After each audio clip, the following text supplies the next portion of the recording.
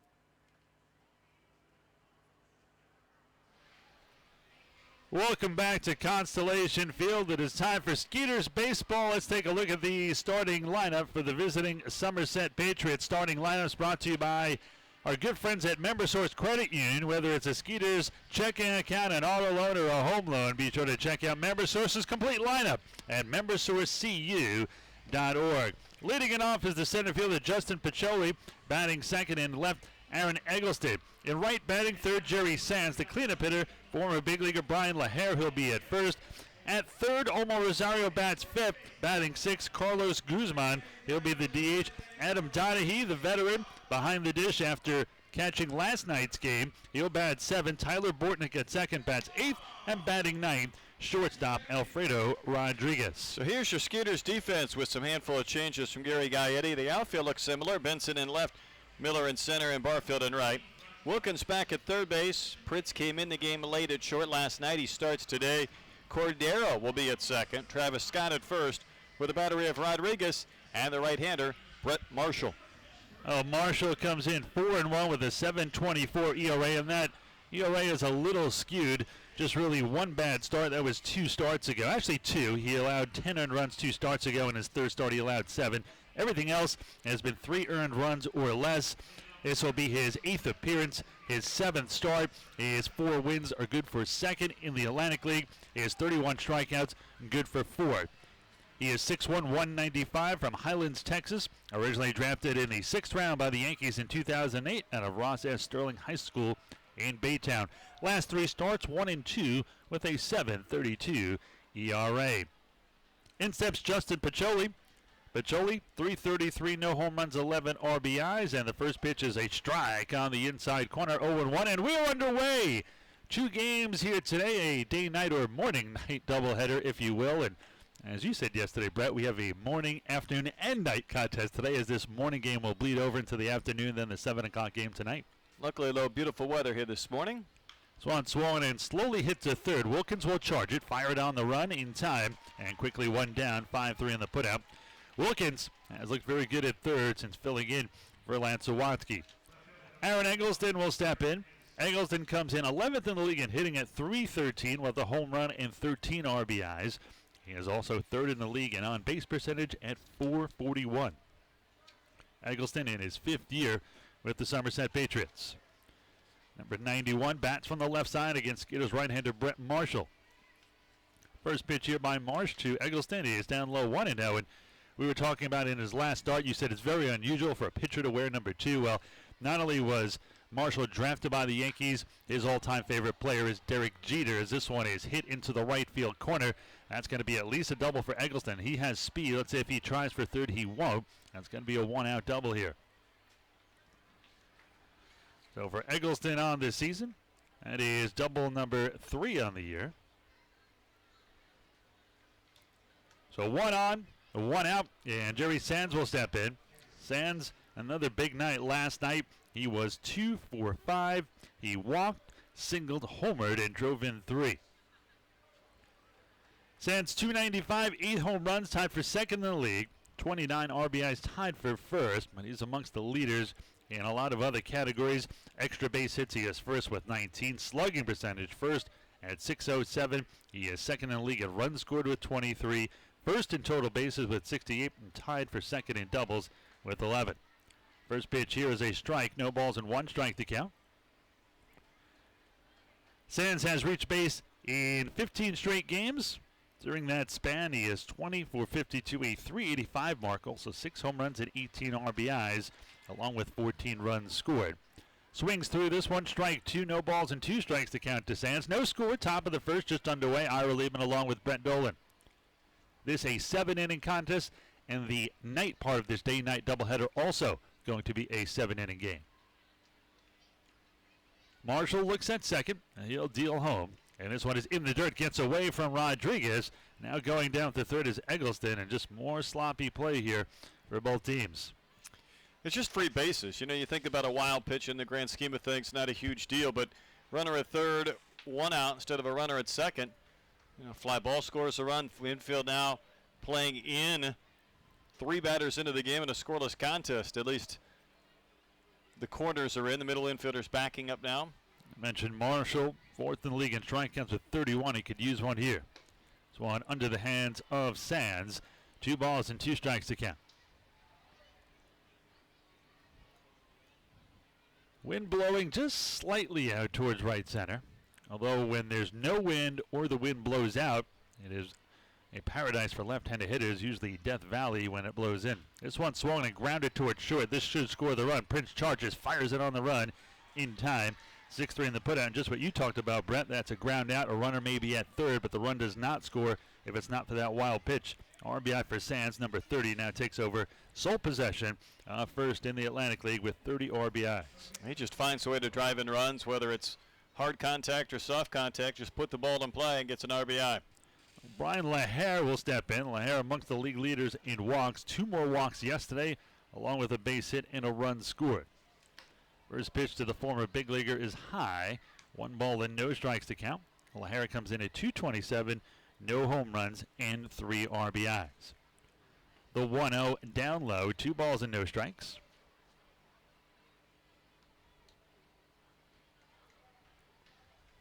Marshall, a very quick worker. So far at a pretty good pace. They set up low and away, and this one is low. Whoa, got the strike zone just at the knees to Sands. 2 balls and a strike here. Excuse me, to LaHare. 2 balls and a strike. This one misses, and now 3-1. LaHare is going to take a walk if you allow him to do so. 33-year-old, former 39th round pick of the Mariners in 2002 at St. Petersburg College. The 3-1 swung and chop foul off of Furs, gloved by Scott. That would be a full count, 3 balls and 2 strikes. Spent time in the bigs with the Mariners in 2008 and the Cubs in 2011 and 2012. Also was a All-Star reserve for the Kansas City Royals in 2012. Payoff pitch coming here from Marshall. He winds and delivers, and this one swung on him as strike 3. That's the first K of the day, 3 away, and Marshall adds to his strikeout total. But Somesret strikes first. They get 1 run on 1 hit, no errors, and 1 man left on base. We are through a half an inning of play. Somesret 1. Skeeters coming to bat for the first time when we return.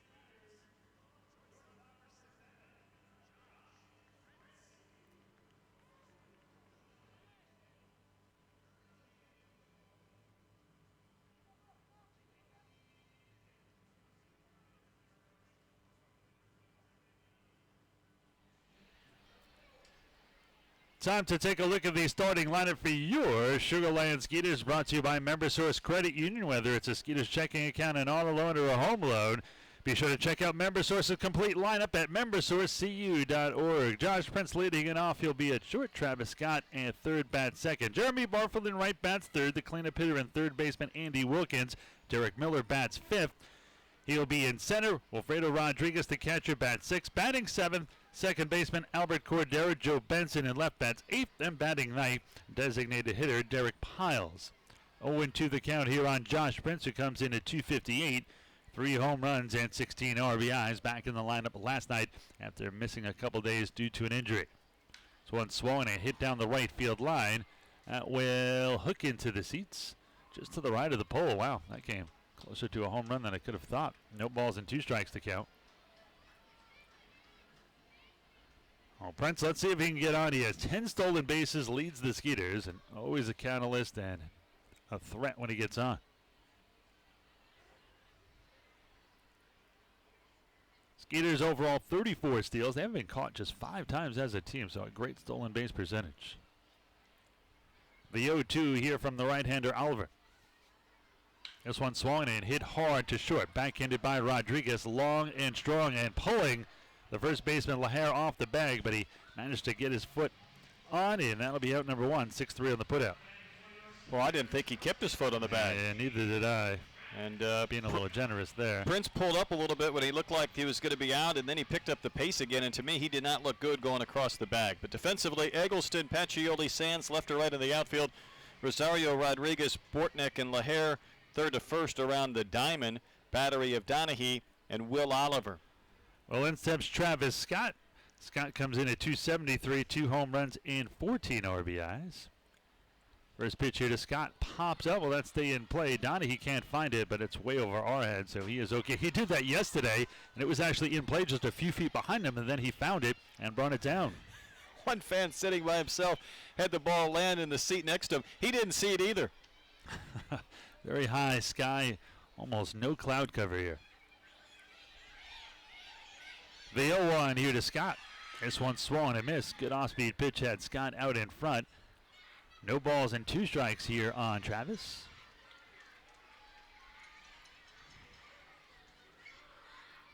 Oliver last time out against the Skeeters went 3 innings in relief, picked up the win in the 6-0 shutout. 2 hits, 1 walk and 2 Ks. Making his first start of the year. Matter of fact, just his second appearance of the year. The 0-2. Swollen and fouled off to the left side. Count remains no balls and 2 strikes. Oliver's 29 years old, 6'2", 185, from Newport Beach, California. Very nice area in Southern California. Selected in the 46th round by the Rays in the 2005 draft out of high school in Escondido, and then in the 35th round by the Yankees in 2010. So 2 former Yankee picks going at it in Marshall and Oliver. Swung and miss, waved the ball outside. That is strikeout number 1 for Oliver.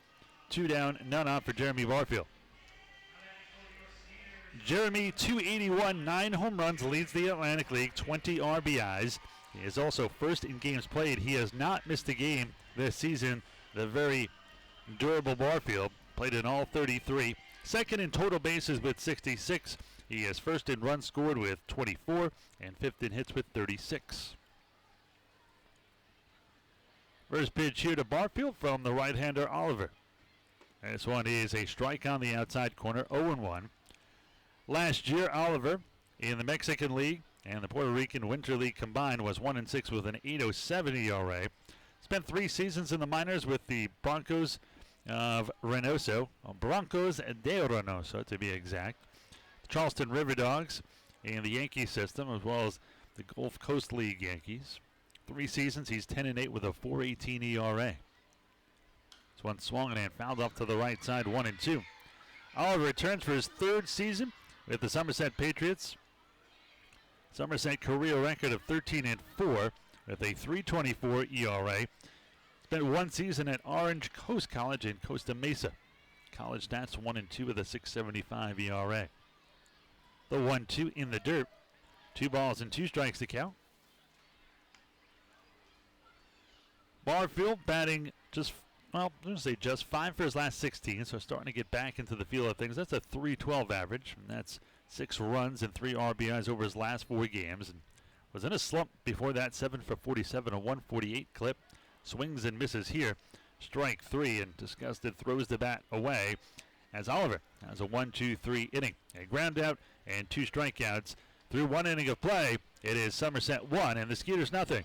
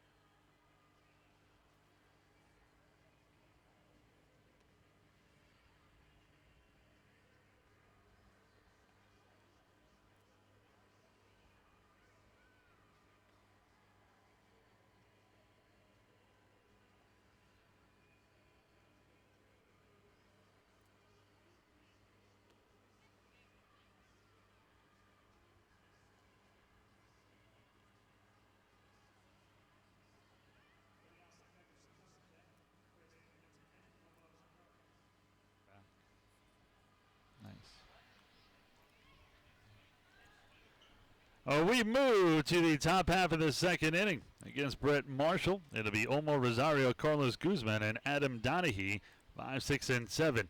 Somesret leading 1-0 here early, and the first pitch is strike to Rosario, 0-1. Rosario 279, 3 home runs, and 18 RBIs.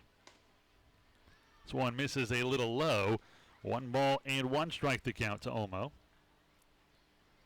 Olmo got as high as Double-A Connecticut in the Giants organization in 2008. 2 balls and a strike. Spent last year with the Mexican League. Career numbers 312, 108 home runs, and 684 RBIs. Hot shot to third. Backhanded by Wilkins. The toss across right there. And there is out number 1. Wilkins isn't going to have a ton of range to his left and right, but he is very impressive at anything hit near him. I think that's what you ask if somebody is maybe a little bit out of his comfort zone. And you mentioned he's played some third, but it's been a while. So, I mean, just make the plays, the routine plays to you. I'll bring in Carlos Guzman, 239, a home run, and 16 RBIs for Guzman. First pitch here is a little bit low, 1-0 to Guzman. Carlos on fire, 13 for his last 37. That's a 351 mark. That's over his last 9 games. Carlos, our player of the game yesterday, he had 3 hits and was robbed of one by Skeeters' second baseman. So 3 for 6, an RBI and 2 runs scored. He even stole the base, but they have replaced it here for game 1 of this morning game. It's very fortunate. Yes, because, you know, you play with 2 bases. It's not really the same game. No, it would complicate things. Just call it running bases growing up, just back and forth, trying to get out of a pickle. 2 balls and 2 strikes. It's good practice for the rundown, I'll say that much. I can tell you grew up in New York. We could have as many bases as we wanted on the farm, on the cornfields. Yeah, but what'd you use for a base? Hay? Hey, this one hit into right field for a base hit. Let's see if Barfin can cut off. He slides, comes up with it, and from his backside throws it into second. What an arm. Nice play by Jeremy. Holds Guzman to a very long single. It was impressive. You see catchers throw from a seated position, occasionally maybe a second baseman after a dive. But Barfield did it while sliding towards the foul pole and one-hopped it into the second baseman, Cordero. Nicely done by the Atlantic League Player of the Year last year.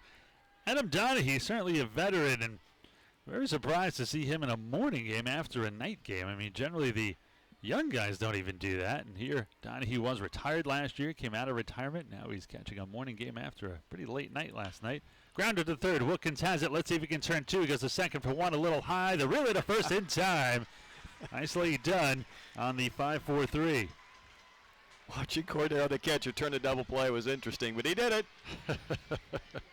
3 up, 3 down the unconventional way with the ground out single and double play. Middle of the second. Somesret 1 and Skeeters nothing.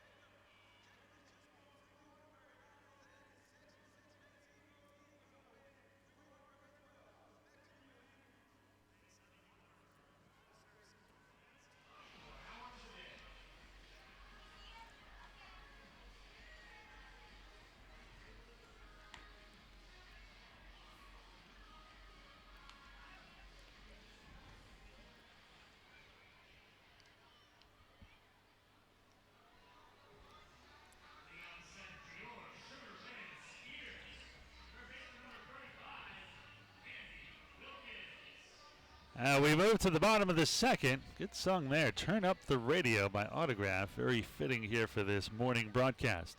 4, 5, and 6 for the Skeeters. Andy Wilkins, Derek Miller, Wilfredo Rodriguez. Wilkins comes in now at 295, 7 home runs, and 20 RBIs. He is moving up the charts in home runs. This one is fouled deep down the left side. No balls and 1 strike to count. Currently tied for 3rd in the league with those 7 home runs. And he is on quite a bit of a roll, to say the least. Wilkins, 11 for 24 with 4 home runs in his last 7 games, and that's just the beginning. The 0-1. This one is low and in near the feet of the left-handed hitting Wilkins. 1 ball and 1 strike to count.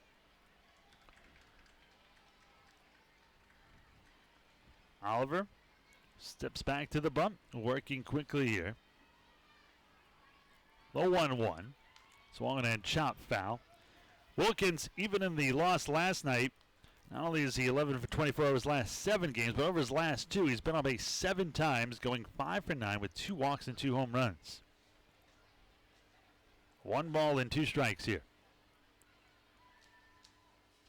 The pitch swung and chopped foul off of first. Count remains 1 ball and 2 strikes. 1-0 Somesret leading here in the bottom of the second inning.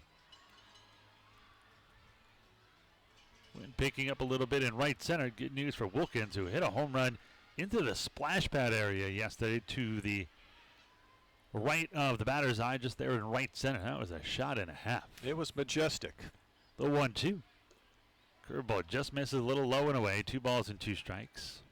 You know, I think Wilkins thought he had it immediately, even though you really need to take off running because you're not sure. But just watching the center fielder Patriots, he took a route that he thought he was going to catch it. The 2-2 misses outside. 3-2. Get it about here by Wilkins. When you turn and run to your left and then go straight back to the fence, you realize that maybe that ball was hit harder than you thought. It just carried well beyond the splash pad. It was pretty to watch. That's only a few home runs I've ever seen hit to that part of the ballpark. Payoff pitch to Wilkins. This one high and outside, ball 4. The Skeeters have their first base runner of the morning. So 1 on, none out for Derek Miller, who right now is the hottest Skeeters hitter. Miller now riding an 8-game hitting streak. He's gone 10 for 29 during that streak, hitting .345, and he's hit in 14 of his last 15, 16 for 53 during that span, a .302 mark. He is really seeing the ball well. Miller overall 296, 3 home runs and 14 RBIs, and now in the 5th spot he is so hot. Really bottom of the order or leading off the last few games, but he's been hitting so well. Gary decides to put him behind Andy Wilkins. First pitch misses here for a ball. 1 ball and no strikes to count. Oliver 20 pitches, 14 for strikes.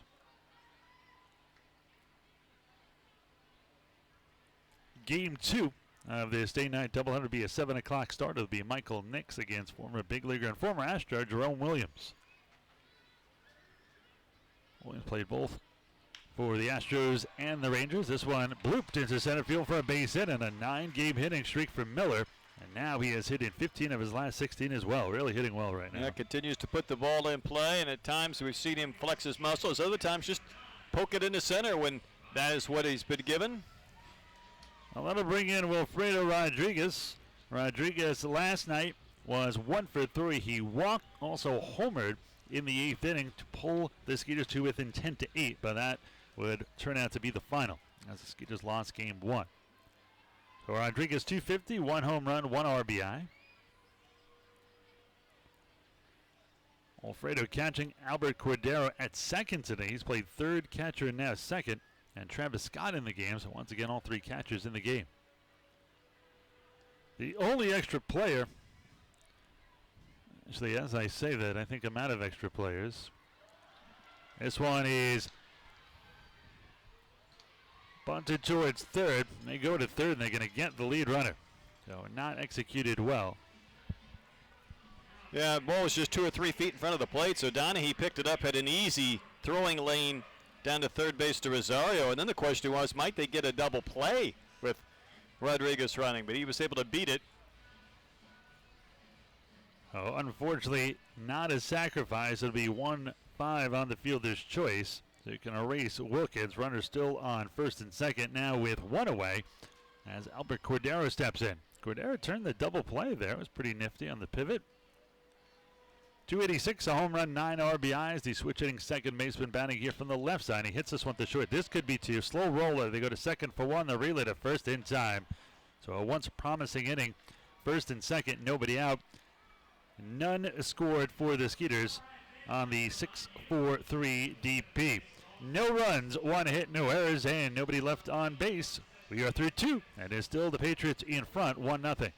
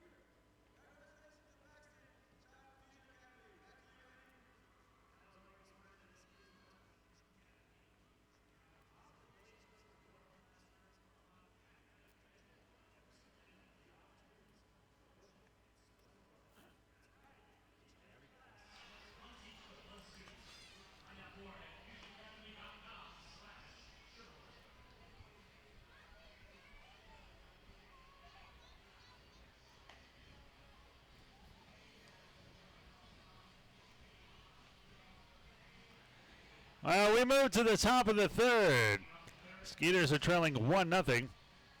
Brett Marshall really only that one blemish in the first inning. He has pitched well and might have ourselves a pitching duel here. Dare, I say, Brett Dolan. Can I use the word pitching duel here anymore? We can take it. Absolutely. Tyler Bortnick to lead it off for the Patriots against Marshall. First pitch, a strike, fastball on the inside corner. 0-1. He'll be followed by Alfredo Rodriguez and Justin Pacioli, 8-9-1. Marshall so far, 27 pitches, 15 for strikes, as this one is down low. 1 ball and 1 strike to count. 1 run on 2 hits for the Patriots. No runs on 1 for your Skeeters, and this one is a bit low. 2 balls and a strike.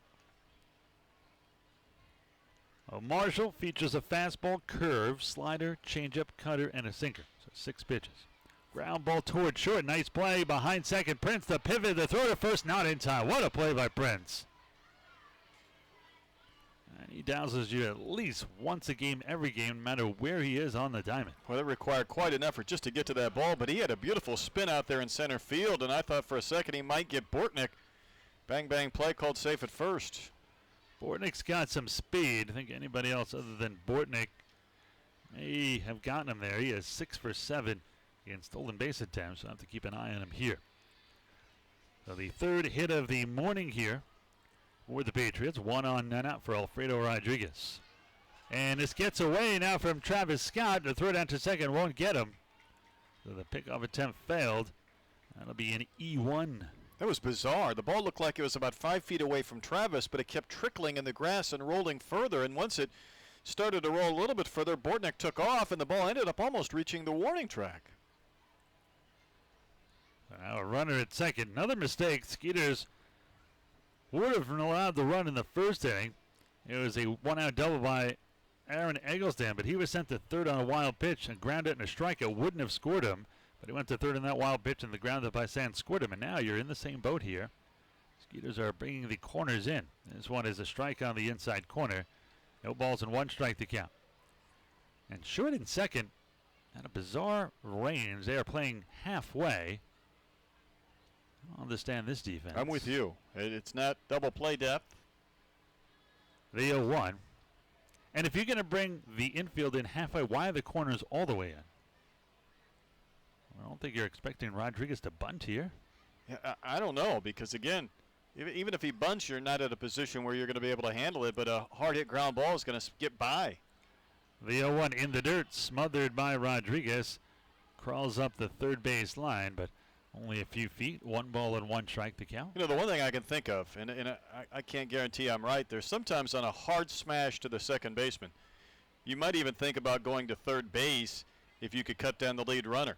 A similar philosophy to maybe bringing the infield in to keep a team from adding runs. And there goes the runner.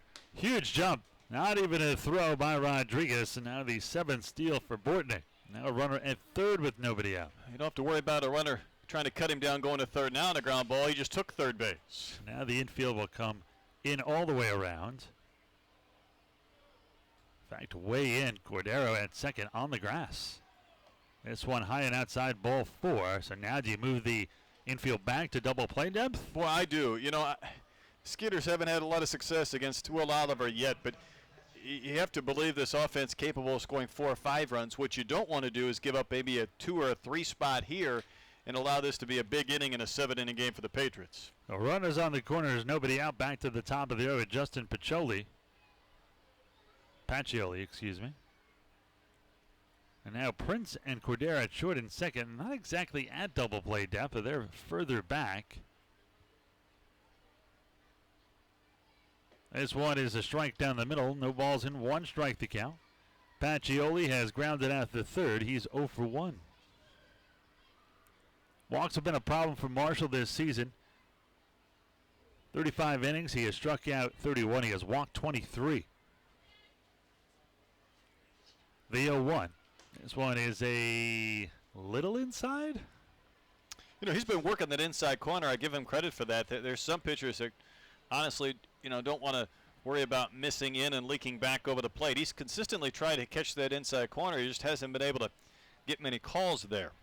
Marshall's 23 walks leads the Atlantic League for pitchers. This one is foul back to our right. 1-2 strikes to count. And though Marshall is 4th in the league in strikeouts, and he can really use one here. 1-0, the Patriots in front here in the top of the third, but they're threatening for more. And keep in mind, a couple runs in a 7-inning game like this can go a long way. This one swung and foul to the right side. 1-2 strikes to count. Take a look at the pitch count here on Marshall in just a moment. So let's take a look at it now. 38 pitches, 19 for strikes, 19 for balls. Not a good ratio. This one grounded toward short. This should be 2. No, they're only going to have 1 play, and that's at first, and they just barely got him. Wow. He's surprised he didn't go to second for the force. He stepped on the base barely and was still able to get to throw to first base. Very barely. He was in front of the base towards us. You don't ever really see that. I guess he just stepped to his left. I think he really didn't want to hang Cordero out to dry with a flip and have the runner barreling down on him. A double play, the run scores. It is 2-0 Somesret. That's a trade I think you take in that spot, though. First and third, nobody out. I agree. Aaron Eggleston will step in. He doubled his first time up and scored the first run of the game. It is now 2-0 Somesret. This one down low. 1-0 strikes to count. Marshall kicks and fires, and the 1-0. A strike down the middle, 1-1.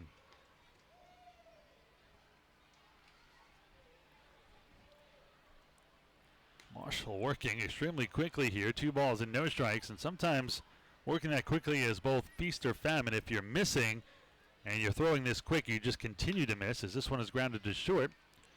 Josh Prince will fire it to first, and that'll do it. So it could have been a lot worse. First and third, nobody out. Somesret only scores 1. Middle of the third, it is now 2-0 Patriots.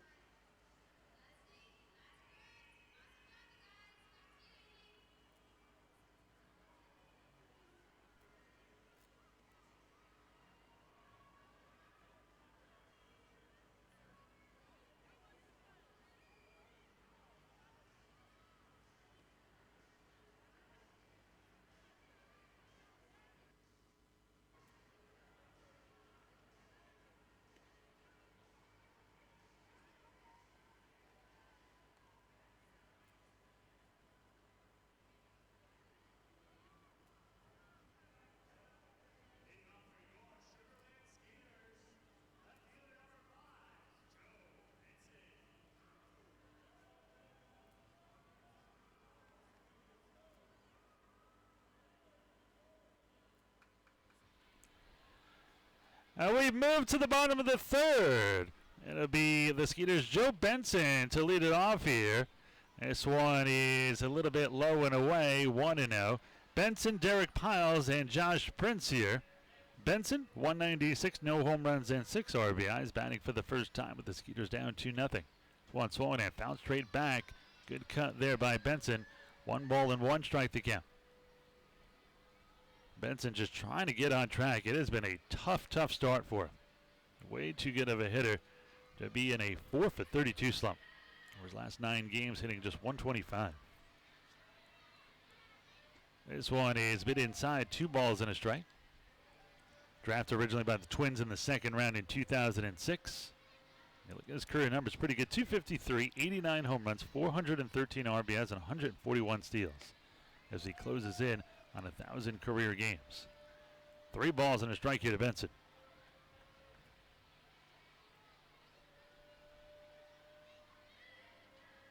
Oliver and Marshall, both quick workers. The 3-1.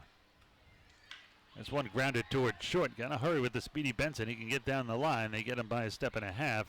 6-3 on the putout from the shortstop Rodriguez, and there's 1 down.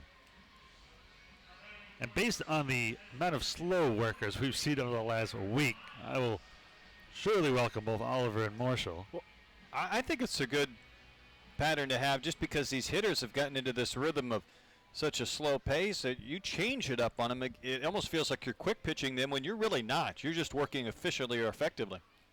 First pitch here is a strike on the outside corner to Derek Piles. And I think, too, when a pitcher is working fast, it doesn't allow the batter to keep stepping out. That's so true. Kind of the pace of play rules kick in a little bit better. The 0-1. This one a strike on the outside corner. And just like, to me, an umpire who has that very delayed strike call on a pitcher who's taking a lot of time between pitches, I just don't think it's good. I mean, it can't get you in a good rhythm by pitching extremely slow. I mean, how many extremely slow workers are 300-game winners or 20-game winners? Yeah, it doesn't seem like a lot. Your thought last inning was a good one. At times when you're missing, maybe you do have to slow it down a little bit to kind of recalibrate. But if you're pumping strikes, I see no reason why you just can't keep going. Yep. The 0-2. This one in the dirt. 1 ball and 2 strikes here on Piles. I think the minute a hitter starts to worry about not being able to get his feet set and all of a sudden he's thinking about the pitch coming in, you've won that battle already. He's not going to move. Piles with that crouch and open stance from the right side. The 1-2. This one is low. 2 balls and 2 strikes here on Piles. I mean, if anybody leaves this game hurt, any sort of injury, you're going to have a pitcher playing a position. Yeah, that's... Skitters literally have 9 guys, and I'll go through them. Cordera's in the game. Rodriguez is in the game. Scott's in the game. Aaron's is out. Josh Prince is in the game. Andy Wilkins is in the game. Jeremy Barfield's playing. Benson is playing. Jan Santi is out. Left last night's game. Derek Miller's playing, and Derek Piles batting here. That is it. There are no spare parts. 2-2 the count here on Piles. Oliver winds and twists. This one is swung and hit into right field shallow. Barfield coming in, and it's going to fall in front of everybody. That is Sands in right field, not Barfield. Thought Bortnick, the second baseman, had a beat on it, but it just fell between a trio of Patriots. Skeeters get their second hit of the game. 1 on and 1 out. We go back to the top of the order with Josh Prince. Prince grounded at the short his first time up. He is 0 for 1. Prince, 15 for his last 55 over his last 15 games, a 272 average. Also scored 9 runs during that span.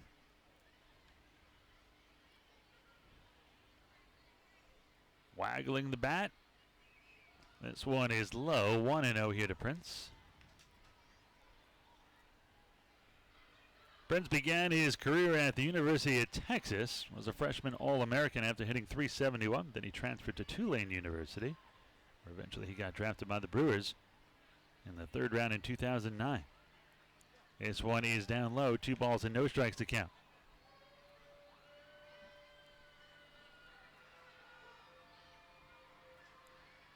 Oliver right now at 37 pitches, 23 for strikes. The 2-0. High and outside, ball 3-3 now, and Oliver finally out of rhythm. I think you got to take advantage and wait him out a little here.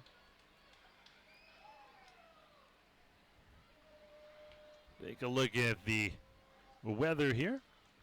It's a beautiful day here, 77 degrees, 65% humidity, 7-mile-an-hour wind going out towards right center.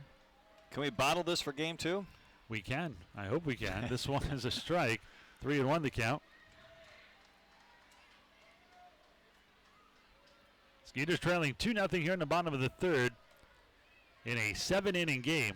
One of 2 games we will bring you. The other game, a night game at 7 o'clock. That also a 7-inning game. The 3-1. Pyle starts and stops. This one high and outside, ball 4. So the first 2 batters in the top 3 here reach. First and second, 1 out for Travis Scott. Second walk of the game for Mr. Oliver.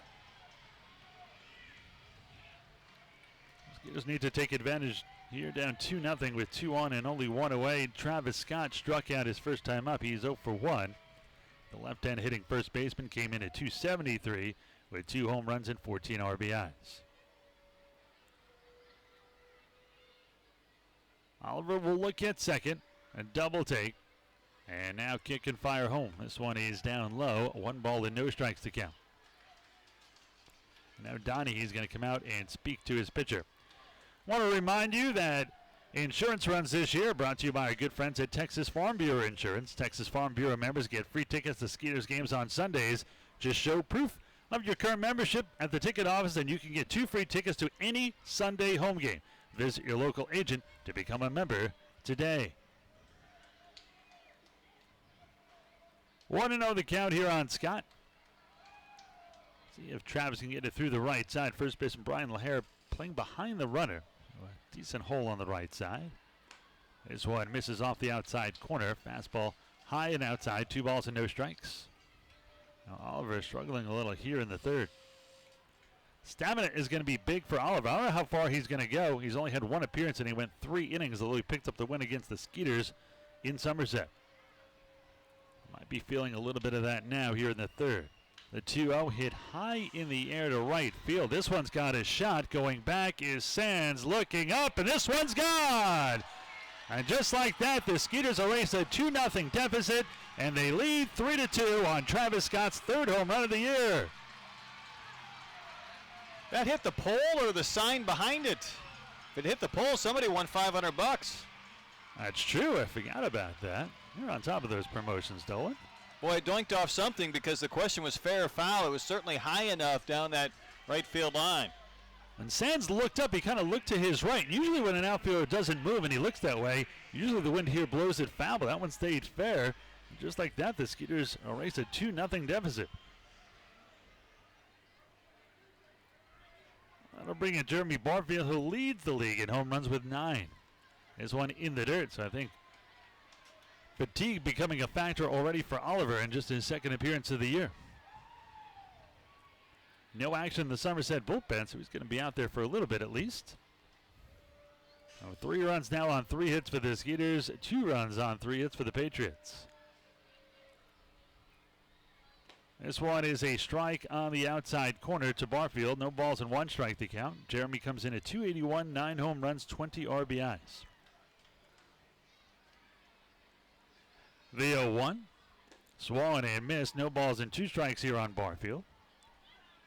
Barfield last year led the Atlantic League. It set single-season franchise records with home runs with 27, total bases with 272, and extra base hits with 60. The 1-2 here from the right-hander Oliver. This one is down low. 2 balls and 2 strikes. Barfield also finished 2nd in the league in runs scored with 87, 4th in slugging percentage at .533, and 62 walks, tied for 4th in the league in hits at 156, 5th in doubles with 31. It was an amazing year last year. Helped the Skeeters win the championship. This one is strike 3. Wow. At his ankles. That is a tough call. And Barfield strikes out. Mentioned this the other day, but I think all tall guys, and Barfield one of those, does not get the benefit of the strike where it should be at the knees, which is higher than where it should be on a player who's, say, 5'10" or 6 foot. At 6'5", that strike call at the knees has to be a little higher. It's got to be his knees, not just the average guy's height's knees. Third strikeout here for Oliver. In steps Andy Wilkins. Big swing and a miss by Wilkins, who walked in his first trip to the plate. Mentioned Wilkins really been getting on a lot lately, as now 8 times he has been on base in the last 2+ ball games. The 0-1 from the right-hander to the left-hand hitting Wilkins is a fastball that misses outside. 1 ball and 1 strike, and now Oliver's pitch count starting to even out as he gets a little more fatigued. Now at 50 pitches, 29 for strikes, 21 for balls. The 1-1, swung and foul tipped into the mitt of Donahue. 1 ball and 2 strikes here on Andy Wilkins. That's a good pitch. That was one Wilkins thought was going to catch part of the plate. Had some downward movement.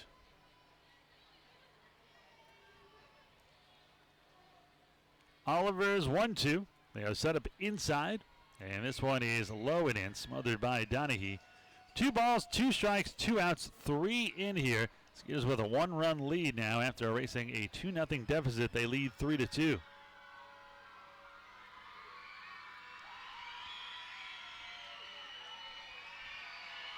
The 2-2 here by Oliver. This one high, ball 3, 3-2, and Wilkins just very disciplined and really locked in at the plate right now. See if he gets a good pitch to hit here on 3-2. If I'm Oliver, I don't give in.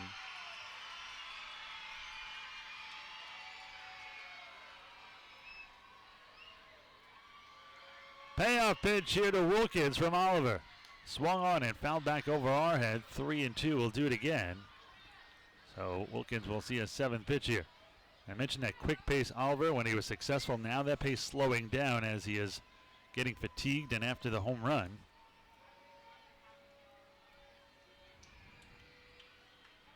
Yeah, it's certainly easier to do early in your outing when you're fresh than maybe later. Second straight payoff pitch coming to Wilkins. And now Oliver's going to step off here.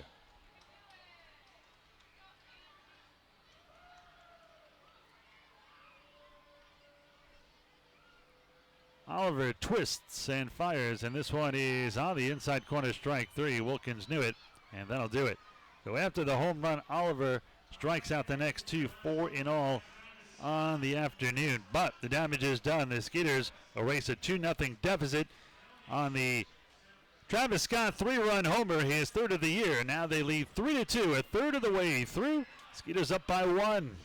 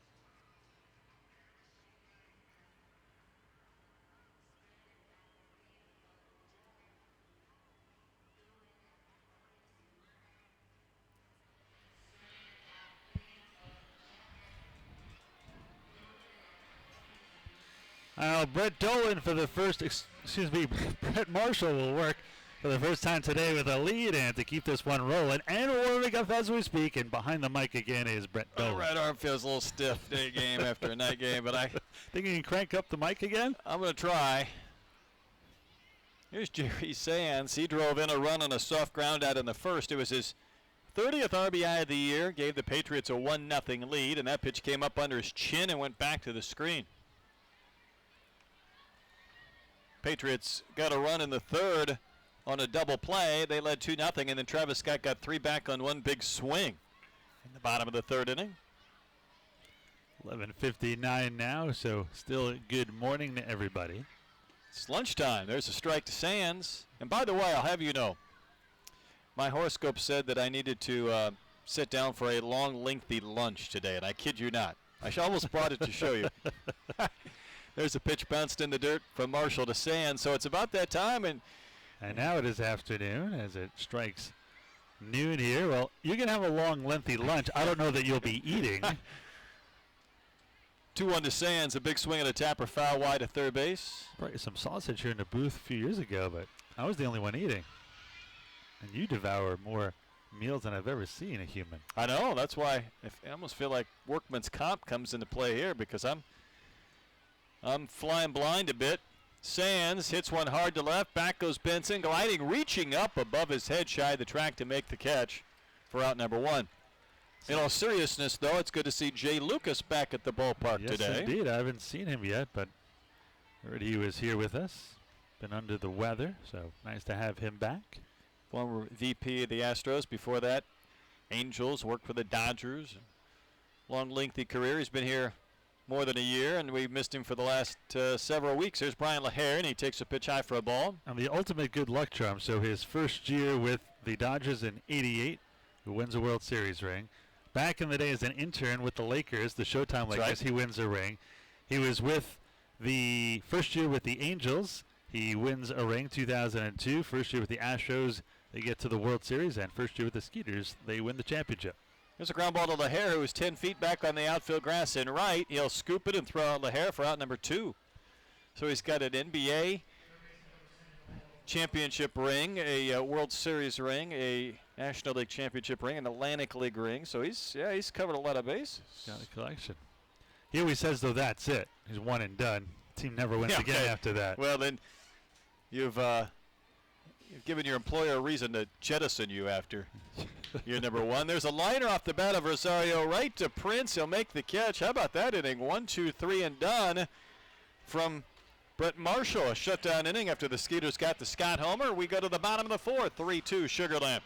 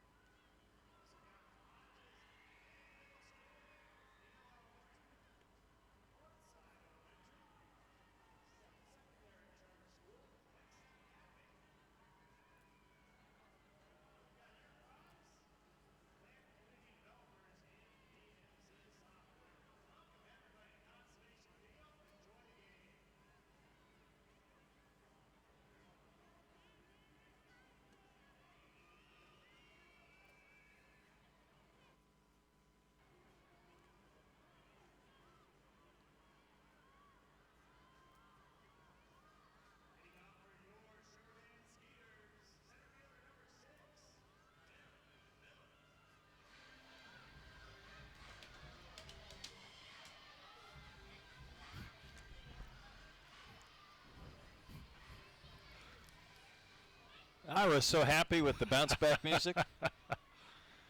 Heavy metal at its finest. 80s rock.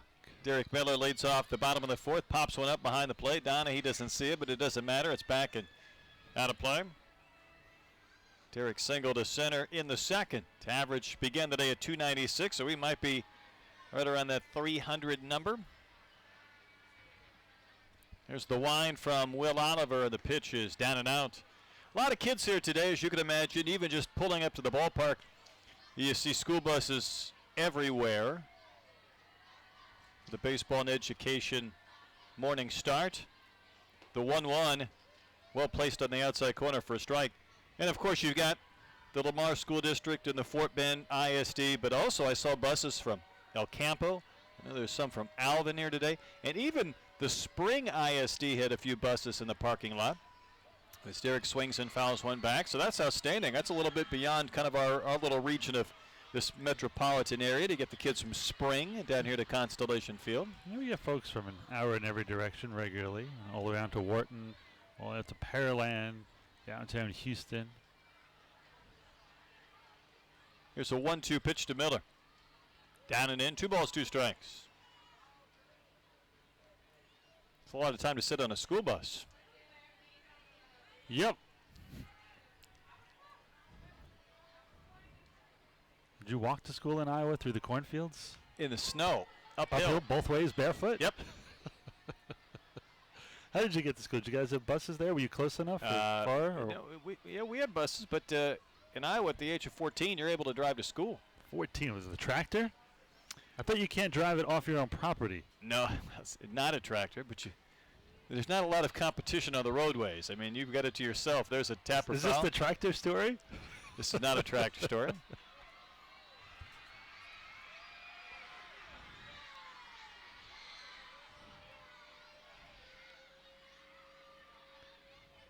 Two balls, 2 strikes, another pitch from Oliver to Miller, and that is down in the dirt.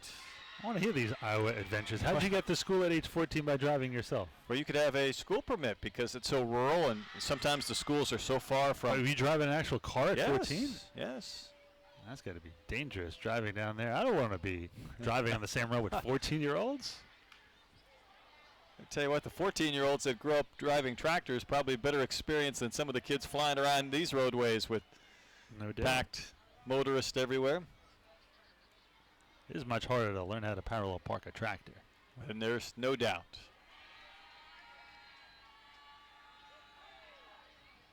Miller's having quite an at-bat here. Oliver to Miller. Wasn't there a basketball player named Oliver Miller? Here's the pitch, and it's lined to short, right to Rodriguez. An absolute bullet. Derek hit one to third yesterday, but was out, and hit one to short this afternoon and is retired. Yes, there was a basketball player. But he had both names, Oliver and Miller. Yeah, kind of combined him. Here's Wilfredo Rodriguez. He tried to lay down a bunt in the second inning with a couple of guys on and nobody out, and it rolled about 2 feet in front of the plate, and the lead runner was retired. He reached on a fielder's choice. Oliver winds and pitches, and there's a wave and a miss.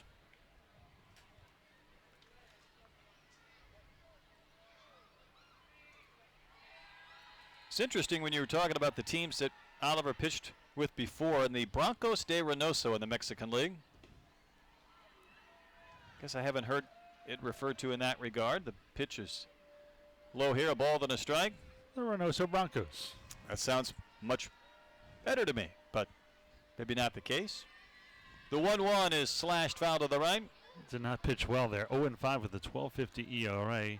Pitched the rest of the season last year with Somesret. And really pitched well. 7-2 with 3.31 ERA.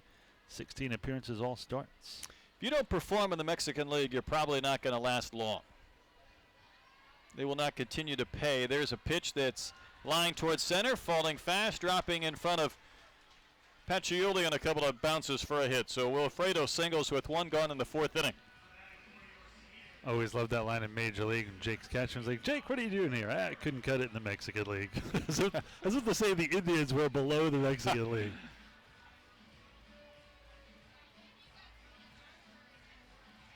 Now, of course, favorite to win the World Series. Think they get back? As Cordero steps in, I tell you what, it is so tough to repeat. And you see the Cubs right now struggling a bit. And I like the Indians a lot. I think their talent is outstanding. You know, the innings that they used last year for that extra month with Miller and Allen and their entire bullpen. Right now, their bullpen's the best in baseball. And, you know, they've handled the Astros 5 out of 6. And then the one thing Houston's going to have to worry about is they're going to run up the score against a lot of teams that aren't very good. Cordero bounces one into right for a base hit. Rodriguez will advance 90 feet and hold, and that ball played back in.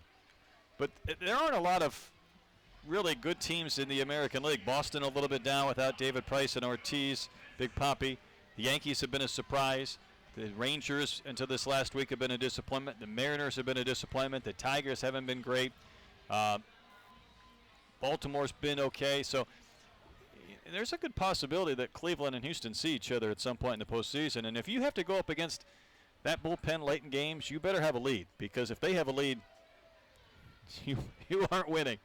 No question about it. I think, when you look at it, and the Cubs are too good to be this bad for that long. They're going to have a month where they're going to rattle off a numerous amount of wins to get back to where they should be. So you got to think the favorites have to be Astros, Cleveland in the American League, and the Nationals and the Cubs in the National. Yeah, the Nationals have played extremely well. They have some closer issues as Benson steps in and swings and misses. To me, the Cubs' position players shouldn't be affected by that extra month, and they've been a little bit up and down for as talented of a lineup as they have. Benson rolls one softly into left for a base hit. Rodriguez around third will slam on the brakes. Skeeters going station to station with 3 straight hits to load the bases with 1 out in the 4th inning.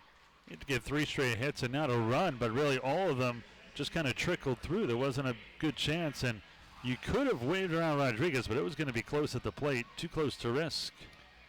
Best hit ball this inning was an out. The line drive by Miller to start the frame. We got a pitching change. Well, I shouldn't say pitching change. We got a meeting on the mound, so let's check in with Tim Costello for a quick update.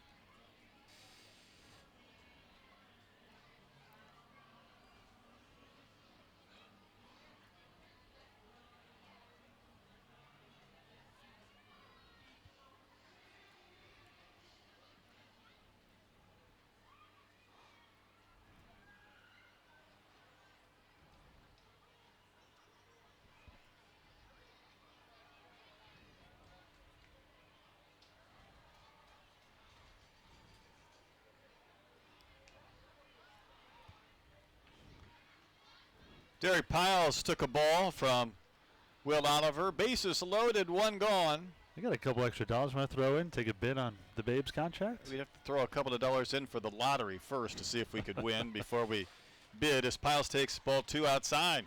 Like Homer Simpson. Like $1 million or not $1 million in lottery tickets. I'll take $1 million in lottery tickets. Skeeters leading 3-2 in the bottom of the 4th. A chance to add to that lead as Piles will pop one up on the left side of the diamond on a 2-0 pitch. The third baseman Rosario there. Infield fly had been called. Piles retired for out number 2. That is an enormous out. Lineup turned over for Prince. Sharp ground out in the 1st inning. Walked and scored in the 3rd. Prince with the bases loaded this year. 4 at bats, 2 hits, 5 RBIs, hitting an even .500.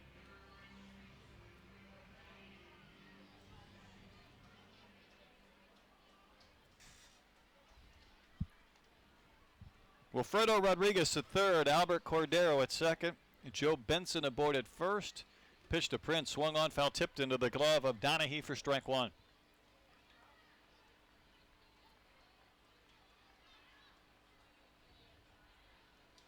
Skeeters scored all 3 of their runs on 1 swing from Travis Scott in the 3rd. If Prince would homer here, they'd have 7 runs on 2 swings.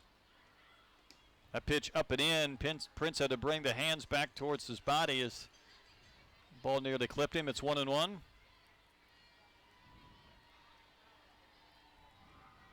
Skeeters had an early 3-0 lead last night. They had a 6-2 lead after 2 innings, and yet they ended up losing 10-8. Somesret at 16 hits. They left 14 men on base. Skeeters would like to put the pedal down here and get some runs. And there's a pitch that bounces in the dirt, and a pretty good stop by Donahue to scoop it and maybe save a run.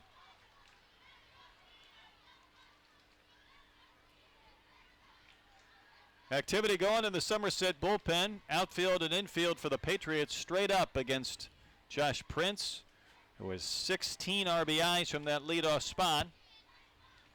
A Skeeter at every base. And the pitch over at the knees for a called strike. Josh may have thought it was a little bit low, but it split the plate. Big pitch there. Instead of 3-1, it's 2-2. Action begins in the Somesret bullpen. I think this will probably be the last batter for Oliver either way. Next pitch will be pitch number 80.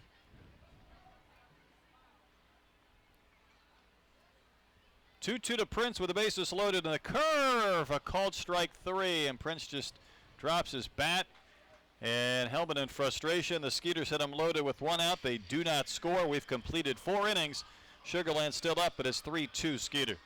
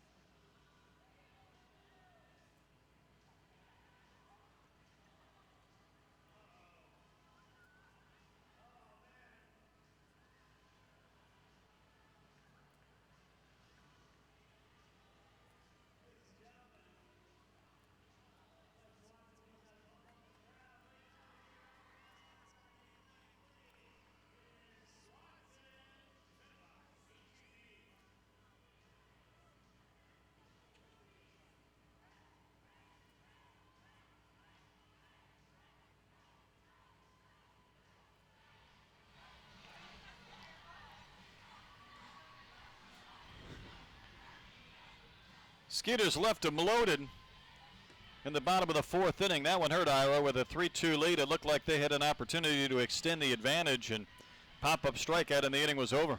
It did, but it looks like Oliver's day could be done. Mentioned 80 pitches. Brett Marshall, even though his strike-to-ball ratio is not great, he has still thrown only 52 pitches, 27 for strikes, 25 for balls, and I think if you can just get this inning out of him, you could go to a setup man and a closer and call it a morning/afternoon. As I say that, the Skeeters have some action in their bullpen. Let's see.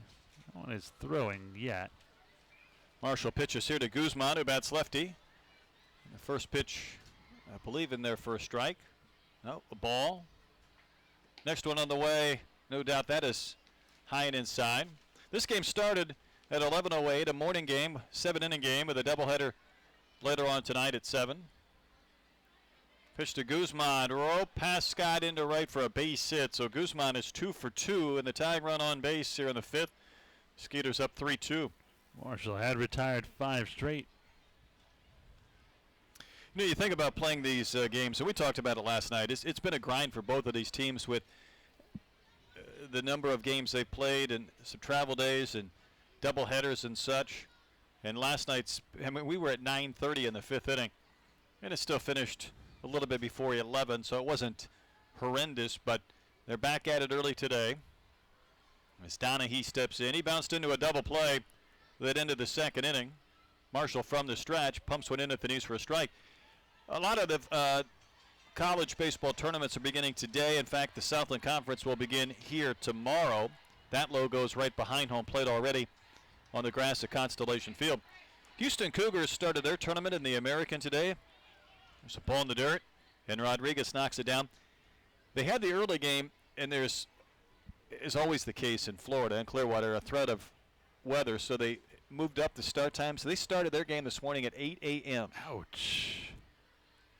So, I mean, you talk about a throwback to when you're 15 years old and you're playing the tournament on the weekend and you draw the 8 a.m. start. The Cougars did, and they ended up getting a win over Memphis, so good for them.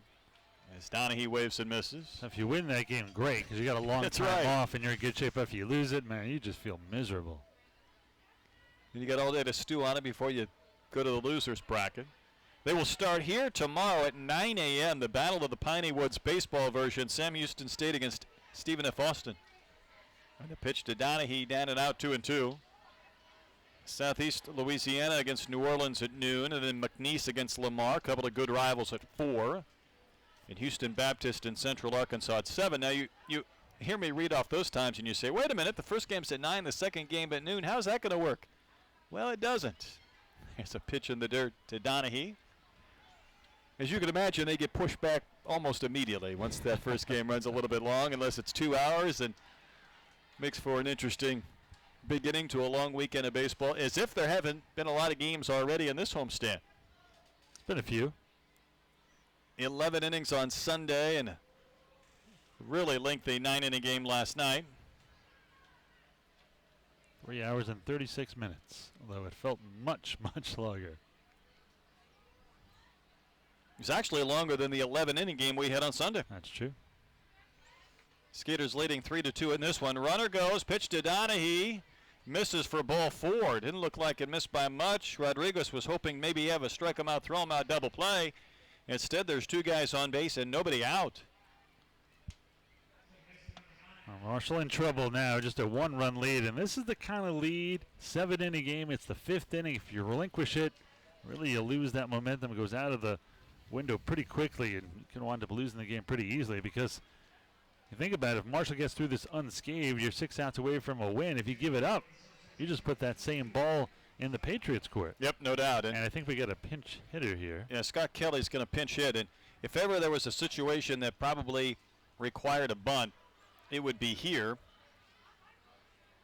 because Patriots playing for just that scenario, a chance to tie or take the lead. Kelly will bunt, and it's a good one towards third. Wilkins will scoop, throw on the run to first base to Travis Scott. 1 pitch, 1 good bunt, 1 sacrifice, and 2 runners move up. Guzman to third, Donahue to second.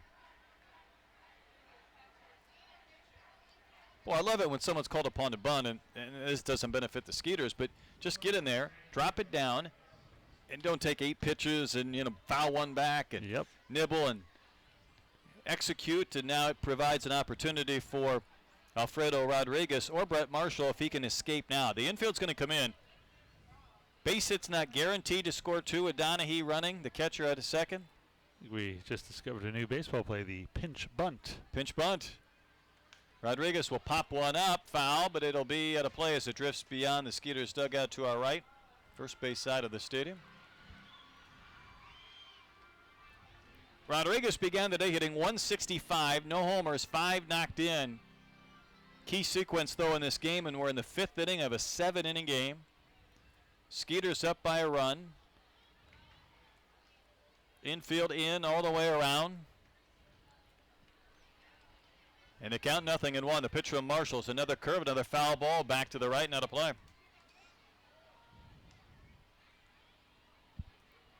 So this would be a tremendous opportunity for Marshall to get a strikeout. He's had just 1 of those in this game. That was LaHare back in the 1st inning.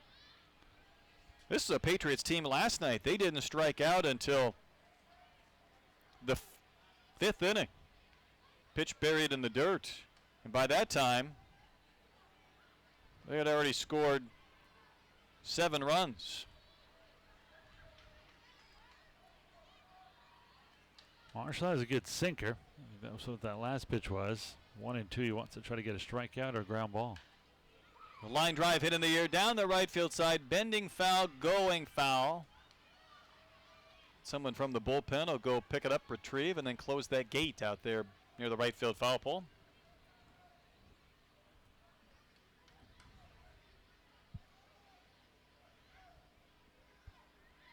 Marshall again trying for the K. His 1-2 pitch hit a mile foul, this time down the left field side. Well over the concession stand and towards the parking lot.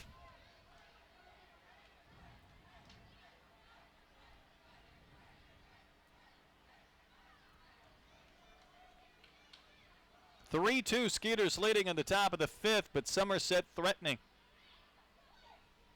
Another 1-2. Another ball buried in the dirt. Good stop by Rodriguez. Single by Guzman started this inning. Then Donahue walked. Kelly came on to pinch hit. Immediately dropped down a sacrifice bunt to advance both runners in a scoring position. Rodriguez, the number 9 hitter, kind of a prolonged at bat here against Brett Marshall. And the count remains 2-2. Here's another offering from the right-hander. A liner up the middle past Prince into left center for a base hit. It'll score Guzman to tie the game, and Donahue, as we mentioned, will not score. He will go to third and hold. And the base hit is even up this contest at 3 apiece.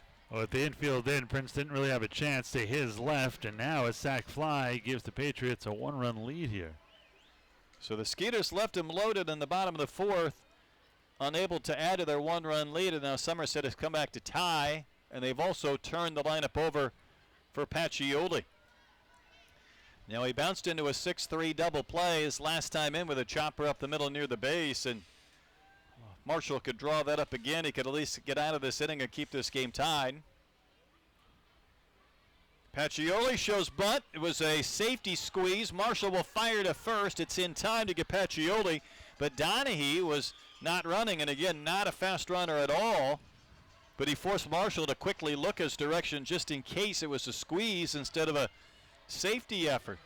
Why would you run a safety squeeze with a slow catcher? I have no idea. It would be you'd wait for your fast runner who could maybe read it and put some pressure on the Skeeters. And here comes Gary Gaetti on a jog for a quick conversation. There's no activity going in the Skeeters pen, so they're going to talk about Eggleston. This is a righty-lefty matchup here. First base is open, but Jerry Sands, the league's leading RBI guy, is on deck, even though he's a right-handed hitter.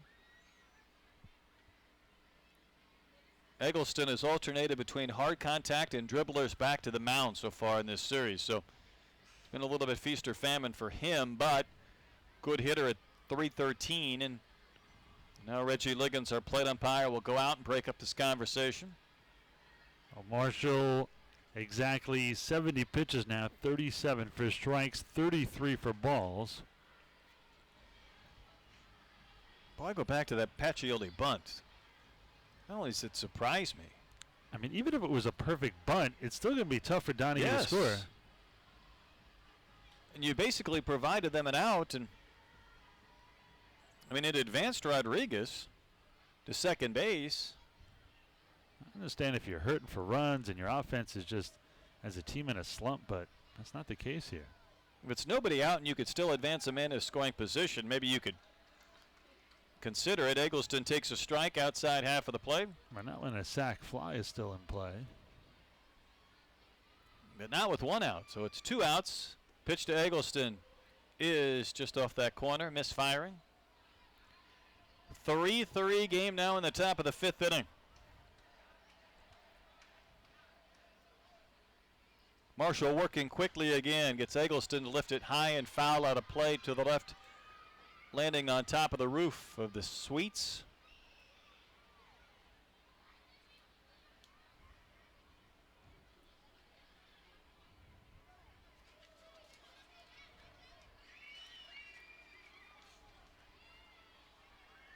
Eggleston waiting. He swings and he hits one foul over the head of Donahue, who is in foul territory at third base. Eggleston 11 for his last 26.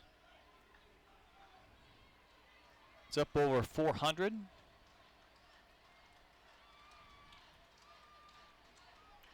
Rodriguez races out to the mound. Marshall with his glove in front of his face, talking about probably the signs. You think there's as much sign stealing these days as in the past? That's a good question. You know, there was this issue with the Rangers and Tigers over the weekend with Miguel Cabrera at second base. Here's the 1-2 way inside, and Cabrera was basically standing at second base, motioning, making the changeup motion. Dyson of the Rangers didn't like it. He was yelling at Cabrera. Cabrera seemed confused why he was being yelled at, but they spot circled him and showed him basically motioning, you're getting a changeup, and guess what? It was a changeup. So he Why had make it so obvious? I have no Let's just put idea. a hand on a knee or something.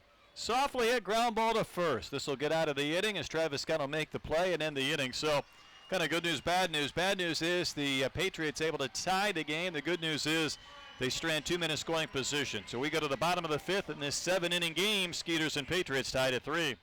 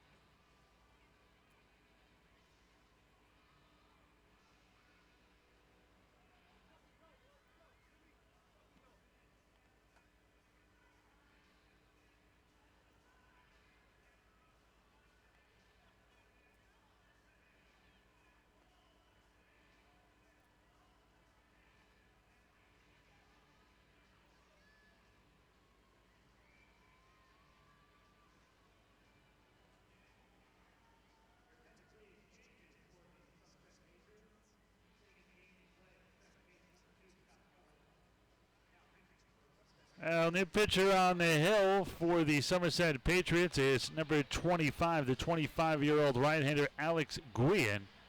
5'11", 205. He is a New Jersey native from West Orange. He has been as high as A-ball, most recently with Hillsborough. Went to the University of Hartford. Has a career record of 3-6, a 4.36 ERA. Oddly, did not have a great college record. He was just 3-12 of the 5.28 ERA while at the University of Hartford. Take a look at his numbers here. Guillen's numbers look like this: 2-1, a 4.85 ERA. This will be his 9th appearance, all in relief. 13 innings. He has allowed 13 hits. He has walked 5 while striking out 8. He's going to face Travis Scott here in the bottom of the 5th. 2, 3, and 4 in a ball game, tied at 3, and all 3 of those runs for Sugar Land scored on a Travis Scott home run just inside the foul pole, off the foul pole, down the right field line in the 3rd inning. Final numbers on Oliver: he goes 4 innings, 6 hits, 3 runs, all earned, 2 walks, and 5 Ks. Pitch to Scott's outside for a ball from Guillen out of the University of Hartford, the same school that produced Astros soon-to-be Hall of Famer Jeff Bagwell. He's already a Hall of Famer. Well, he's been voted in, but he hasn't been enshrined yet, so that's that gray area. He's still a Hall of Famer. Well, if I make you the broadcaster of the year, still your award. You still won it, even though I haven't presented it to you yet. 2-0 pitch to Travis, fouled back to the netting. You got a broadcaster of the year award, don't you, in the PCL? PCL didn't do it. I got a couple of State of Arizona ones. Nice. From the NSSA, no longer called that now, the National Sportscasters and Sports Writers Association. Travis would like to get on here in the bottom of the 5th against Guillen, and he swings at a low pitch and fouls it to the left off the screen.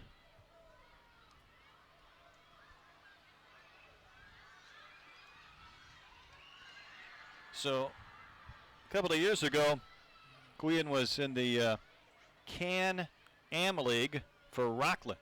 Where would Rockland be? Upstate New York. Okay, 2-2. Lifted in the air down the left field line. A long run for Eggleston in fair territory. He'll get there. The left-handed left fielder in fair ground.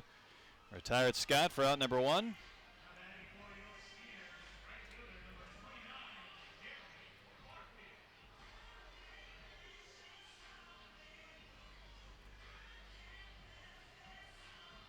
As they send correcting, that is a different Rockland. Rockland, Massachusetts. His team last year lost in the finals. Rockland Boulders.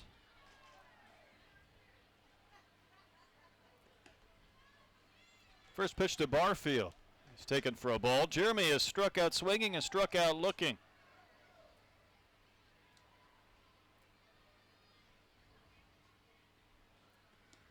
Wave it a miss to the breaking ball.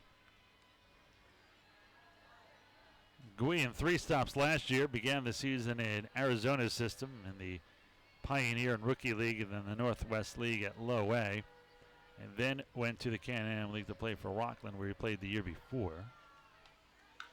Jeremy reaches for a pitch and lifts it high in the air, shallow left. In comes Eggleston, still drifting on. He'll make the catch for out number 2.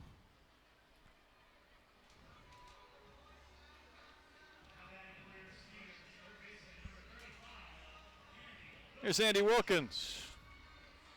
Walked and struck out in this game. 3 runs, 6 hits, 1 error for Sugar Land. 3 runs, 5 hits, no errors for the Patriots. Wilkins, I think the guy you want up right now, he has just been tearing the cover off the ball. Even his outs are hit hard, and score tied here at 3-3. A 7-inning game here in the 5th. Solo shot with that wind blowing slightly out in his favor. Yeah, that would help. Certainly would not hurt. And I guess if it doesn't hurt, it has to help. The pitch to Wilkins is down for a ball. What are you, Yogi Berra? Well, you know, if it's just neutral here, you feel like it's a win for a left-handed bat. Let alone a little breeze out to right. Wave it a miss by Wilkins. I had somebody say to me it was such a Yogiism. I made an improvement, but I don't know if it was good. That is a good Yogiism.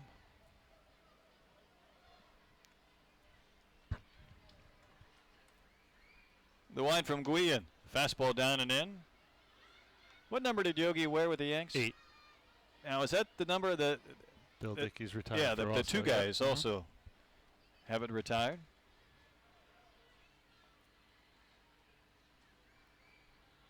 Two-one pitch, smoke down the right field line, and it is fouled by a few feet. Never understood that retirement. I mean, obviously Ruth and Garrick and DiMaggio's numbers were retired at the time. Like, why didn't you retire Bill Dickey's number when he retired? Like, why'd you wait years later and go, you know what, Yogi and Bill Dickey, I guess they're both worthy. Let's just retire both of them. I can't answer that one. And Dickey played way before Berra. His number should have been retired already before Yogi had it. Although it was kind of passing the baton in those days. Yogi took over for him. Wilkins will fist one out in the shallow center, but backing up is Kelly, the new second baseman. He'll make the catch. And the Skeeters go down quietly and in order in the 5th. So on we go to the 6th inning. It remains a 3-3 game between Somesret and Sugar Land.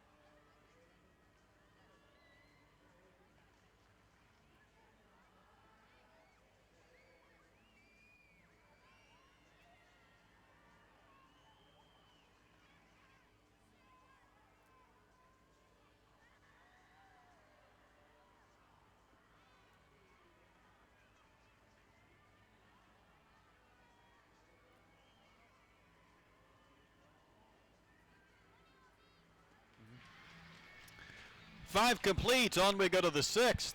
Brett Marshall will soldier on. 3-3 ball game. Once again, here's Ira. Thanks, Brett. There'll be some tough hitters here against Marshall. Jerry Sands, Brian LaHare, Omo Rosario. Sands is 0 for 2. He drove in a row with an RBI grounder, lined sharply to left fielder Joe Benson last time up. 3-3 here in the top half of the 6th in a 7-inning contest. One of 2 7-inning contests we'll bring you today. The other part of the day-night doubleheader will be at 7 o'clock here today. You hear that on 1560 here as well. This one is high, 1 ball and no strikes to count. Kind of surprised that Marshall came back out. Went through a lot of pitches in the 5th. This one fouled off to the right side by Sands. 1 ball and 1 strike to count. 77 pitches now here from Marshall. The 1-1. One high and tight, 2-1. Skeeters got all their runs in the bottom of the 3rd. And a 3-run home run by Travis Scott. Somesret got solo runs in the 1st, the 3rd, and the 5th. This one again high and tight, 3-1. Got to be careful here at Sands on this pitch. He's got 8 home runs on the season, tied for 2nd. And a good juicy hitter's count. The 3-1 is clubbed into left center field. Benson on his horse. He's going to have to play this one up against the wall. It caroms to the right center field part of the wall. Now Sands thinks about 3rd. He's going to hold on as Miller gets it in quickly. And a leadoff double here. It was a good throw from Derek because that ball started to ride that fence and start to roll out towards center. And Sands was thinking about 3, but the throw was a perfect one in towards the relay man. So big trouble for the Skeeters now. Brian LaHare, the left-hander hitting a former big leaguer. All he has to do is get the ball to the right side. I don't think you're going to see any bunt here. Because you have 2 chances, really. If he grounds the ball to the right side, you get the runner over anyway. And if he gets it through, maybe you get a run. Marshall wisely pitching outside to try to get him hit the left side. That one is a strike on the outside corner, 0-1. LaHare has struck out and grounded out to 2nd. He is 0 for 2. The 0-1. Swan and foul down the left side. Long run for Benson. No, that's going to stay fair. It'll rattle around in the corner. Sands will score easily. A double for LaHare, and the Patriots in front here by 1, 4-3. Back-to-back doubles to start the 6th for Sugarland. Or Somesret, excuse me. Yeah, the 3 and 4 hitters just trading places, putting the Patriots in front. Well, in steps Omo Rosario, still nobody out. He has grounded out to 3rd and lined out to short.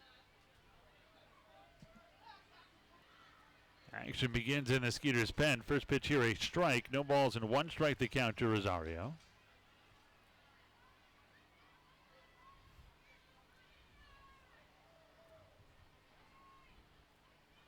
You wonder, with all the pitchers that Gary Getty's had to use, if he might keep Marshall in here regardless. I think it's a consideration. The other issue is, though, you still want a degree of effectiveness. You don't want to have to put a guy out there in a spot where maybe it feels like his day is done. And Marshall's kind of walked that tightrope a little bit. The 1-1, Swan and hit into center field. Miller going back. We'll see if LaHare tags here. I don't think he will. He's going to tag, start, and stop. Great throw here by Miller. A one-hopper right on the money to 3rd. And there's 1 away.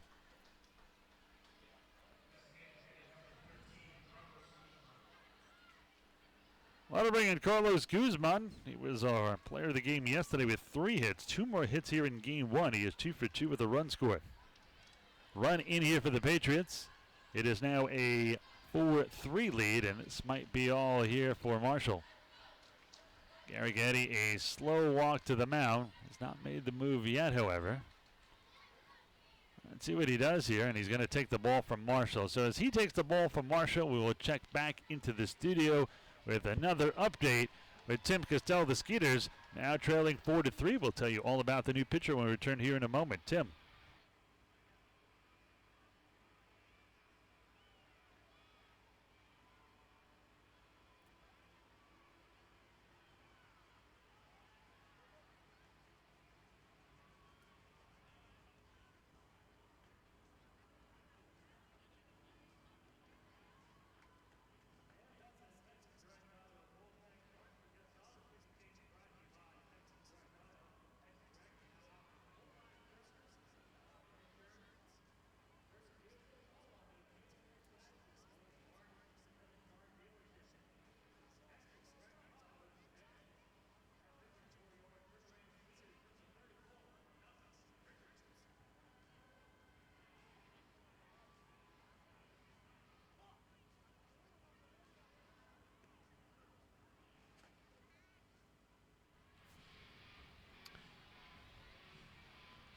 Well, it's a new pitcher for the Skeeters. It's the left-hander Dustin Richardson making his 15th appearance. He has a save, a 0.71 earned run average.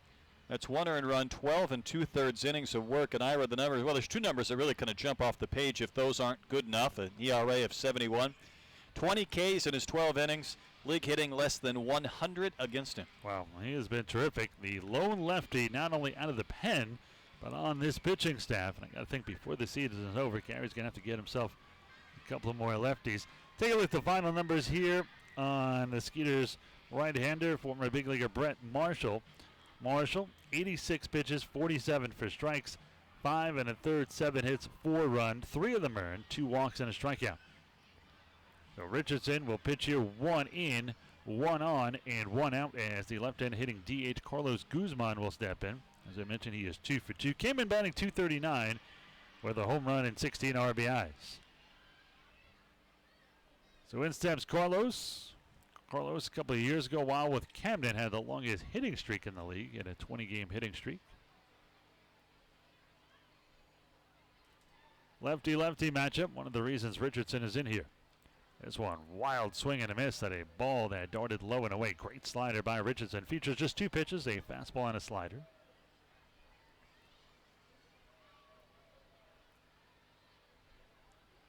Carlos D. Guzman, excuse me. Don't know what the D stands for. This one swung and a miss. Quickly 0-2 as the bottom fell out of that one. Guzman went to Brookdale Community College, was never drafted. Eventually worked his way into the New York Mets system from Brooklyn. Played in the Mexican League, the Can-Am League. 4,297 fans here today on a Baseball and Education Day. This one hit out to left field. Joe Benson backpedaling, brings down out number 2. So the line to the left is the second out. Laher remains at second. In steps Adam Donahue. Donahue has grounded into a double play and walked last time up. So he is officially 0 for 1. Came in .244, no home runs and 4 RBIs after getting on base 4 times last night with 2 hits and 2 walks. Donahue, number 21, up against here against the southpaw Richardson. A righty-lefty matchup for Dustin. First pitch here, fastball inside, 1 ball and no strikes to count.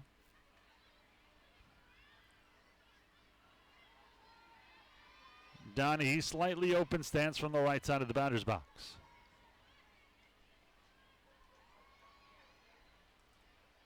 The 1-0 from Richardson. This one is a little bit high and outside. 2 balls and no strikes. Mentioned he coached last year. He had spent the previous 4 seasons with the Patriots from 2012 to 2015. Originally drafted by the Royals in the 2nd round in 2002. 33-year-old catcher. This one a strike. Fastball catches the inside portion of the plate. 2 balls and 1 strike to count. 1 run in here in the 6th. It is a 4-3 lead here as this 7-inning contest goes back and forth. Pretty good seesaw battle. I'm a big fan of the seesaw battle. That's my favorite type of game. The 2-1. This one high and out. No, called a late strike. 2-2. Although I always say the best games are only when your team wins. That's true. No one ever says, it was a great game even though my team lost. Yeah, I like blowouts when they're in my favor.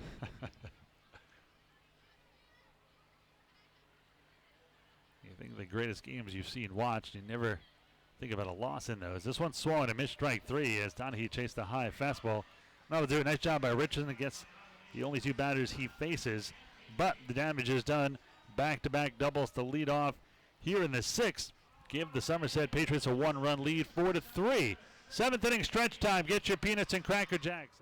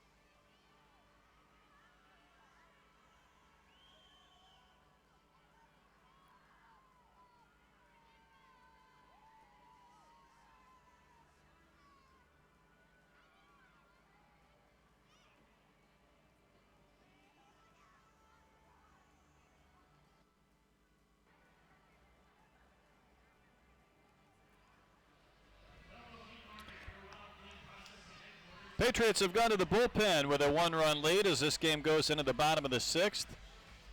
They bring on Kyler Newby, who last night gave up his first run of the year in now 11 1/3 innings of work. It was a home run by Wilfredo Rodriguez, who will bat second this inning. So Newby has an earned run average, not much of one, 0.79 in 13 appearances with the save. Newby takes over here. 32-year-old, number 12, the right-hander, 6'4", 245 pounds from Mesa, Arizona. He'll face Derek Miller, Wilfredo Rodriguez, and Albert Cordero. The Skeeters trailing by 1, but we're here in the 6th of a 7-inning contest. Miller 1 for 2, extended his hitting streak to 9 games in his first at bat. He's also hit in 14 of 15. Correction, 15 of 16 now. Miller came in 296, 3 home runs and 14 RBIs. When he gets on, he is always a threat to steal. This one a strike on the outside corner. No balls and 2 strikes to count.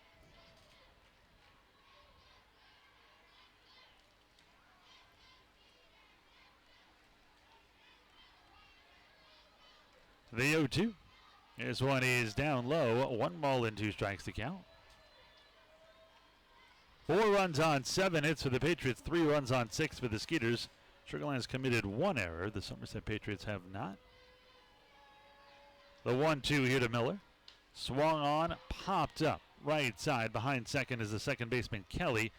On the outfield grass, brings it down for out number 1. I'll bring in Wilfredo Rodriguez, who has hit into a fielder's choice and singled. He's 1 for 2. Wilfredo came in 250 with a home run and 1 RBI.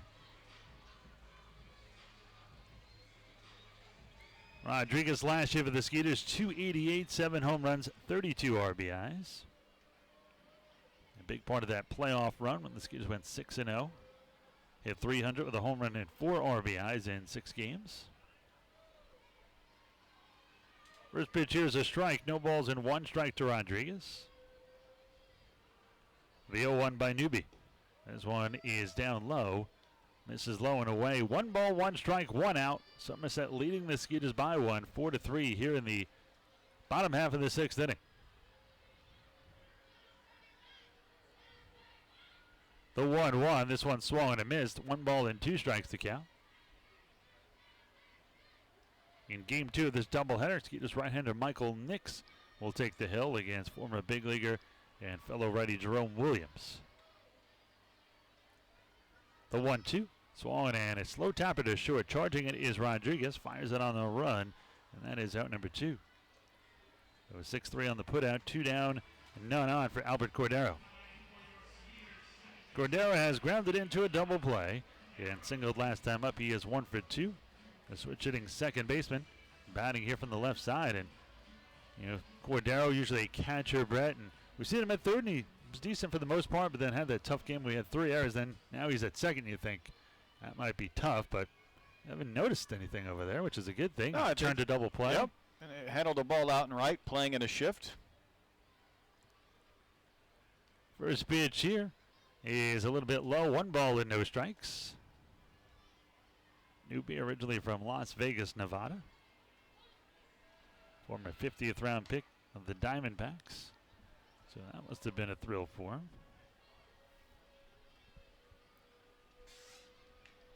Why do you think the Major League Baseball draft was cut down 10 rounds? So 1 swing and a miss, 2-1. Yeah, I don't know. The belief, I guess, is if you're taken in that 40th to 50th round range, it's nice to say you were drafted, but maybe it's just better to side with a team that. But there are guys who have made it. Canseco, Mattingly, Piazza. Yeah. I mean, I know the 72nd round was Piazza. I mean, I know the odds are slim, but there are guys who do make it. But I think those guys that don't get drafted are still available to play pro ball, of course. They're just able to sign with any of the 30 teams as opposed to maybe being, a team taking a flyer on somebody that doesn't have a real desire. The 2-2. Swallowed and chop foul off of first. Count remains 2-2. So you think it was done more for the players? I think so. I mean, even the NFL used to be, 12 rounds, and now they're down to 6 rounds. Yep. But those guys who don't get drafted, there's a flurry of signings after the fact, and maybe their agents can put them in a position they think is best for them rather than just being taken as a token late pick. The 2-2 hit into right center field, but right there is Sands, and he'll haul it in. We're at number 3, so Newby has a 1-2-3 inning, a pop out, a ground out, and a fly out. 3 up, 3 down go the Skeeters. We are through the 6th inning, and it's still Somesret in front by 1, 4-3.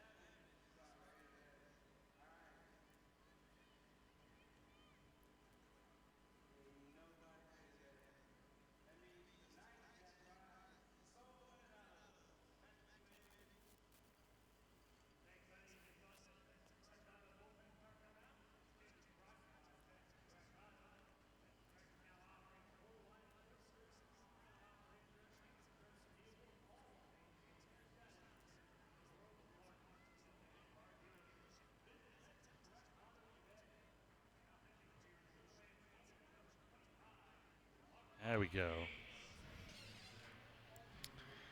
Mark Haynes out of the Skeeters bullpen becomes their 3rd pitcher. This will be his 14th appearance. He's 1-0, 2 saves, and a 1.23 earned run average. 14 2/3 innings of work for Haynes. The league hitting .220 against him. Oh, the 30-year-old Haynes, 6'2", 200 pounds. Number 25 is a Sugar Land native. Been as high as AA, 7 years as a pro.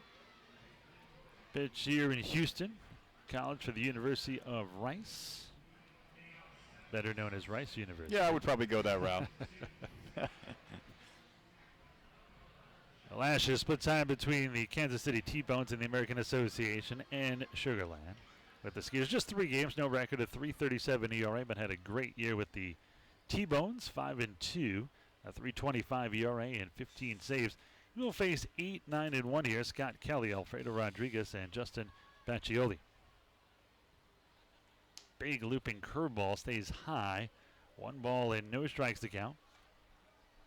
Haynes features a fastball, slider, sinker, changeup.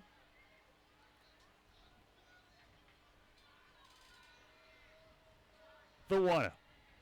This one swallowing it. Hit into right center field. That's going to fall in for a hit. That'll be the 8th hit of the afternoon for the Patriots. So 1 on and none out for Alfredo Rodriguez, who has been on base both times. To the plate, he has walked and had an RBI single last time up. Somesret in front here by 1 in the top half of the 7th. Remember, this is only a 7-inning contest. 1 of 2 7-inning games we'll bring you today. The other one will be at 7 o'clock. There's a nice tie-in, 7 at 7. What was that? In Happy Gilmore, the ninth green at 9 o'clock trick. Goes there and is all dressed nice and all the sprinklers go off. 1 ball and no strikes to count. Wasn't sure where you were going with that for a second, but now I remember. Had a plan. They set up outside here. The 1-0 here from the right-hander. This one is low and away. 2 balls and no strikes. Haynes is the 3rd pitcher of the morning/afternoon here. 1 o'clock, so this game not even 2 hours old yet. A cry from last night's 3-hour and 36-minute contest. They set up inside, This one low, and on the move was Kelly. He stopped. The ball gets past Rodriguez, and that'll be a wild pitch. Not good here. The Skeeters been struggling for runs, and they're already down one. Do not want to go down 2 runs with one more at bat left here. How long does the game have to be where it's no longer a contest?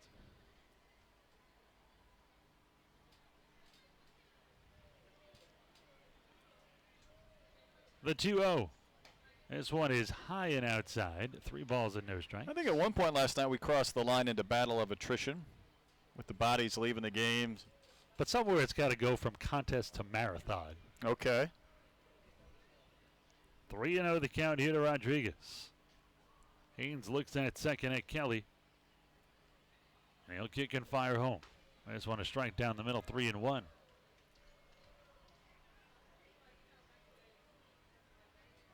It was a battle of wills here with Will Oliver on the mound for the Patriots, but Brett Marshall was on the other end, so not really a battle of wills, a battle of Will and Brett, perhaps. Much like the battle in the booth between Ira and Brett. Yeah, we have a Will and Brett battle at home every once in a while. That's right. I forgot your son's name as well. 3 balls and 2 strikes again. Who wins most of those contests? I'll give you one guess. Your son. No. It's not a lie if you believe it, Dolan. Well, Will has a different spit on that. We might have to have him here in the booth and get the real story. The inside scoop. Haynes spins towards second. Kind of a soft toss. Kelly back in plenty of time. A quick spin and a hard throw may have had Kelly.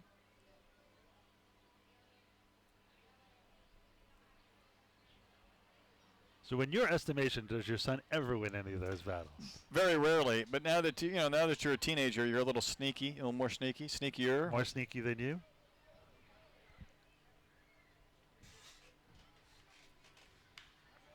Swan is skied into right field. Long run for Barfield near the line in the corner. Will bring it down. Tagging in, going to third is Kelly. Well, fly out to right is out number 1. So 4-3 the score here.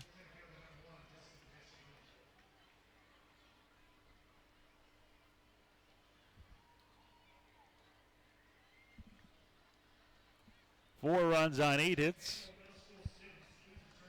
3 runs on 6 for the Skeeters. On a baseball and education day here at the ballpark. Justin Pacioli back to the top of the order here. Mark Haynes trying to keep this a 1-run contest at 4-3. First pitch by Haynes is swollen and foul down the right side. That one's going to make the seats. Sometimes we debate the merits of bringing the infield in or not, especially early in the game. But here's a case where you just can't afford to have another run scored and fall 2 behind. So no balls and 1 strike to count here to Pacioli, who is 0 for 3. He has grounded the third, hit into a double play, and grounded out to first.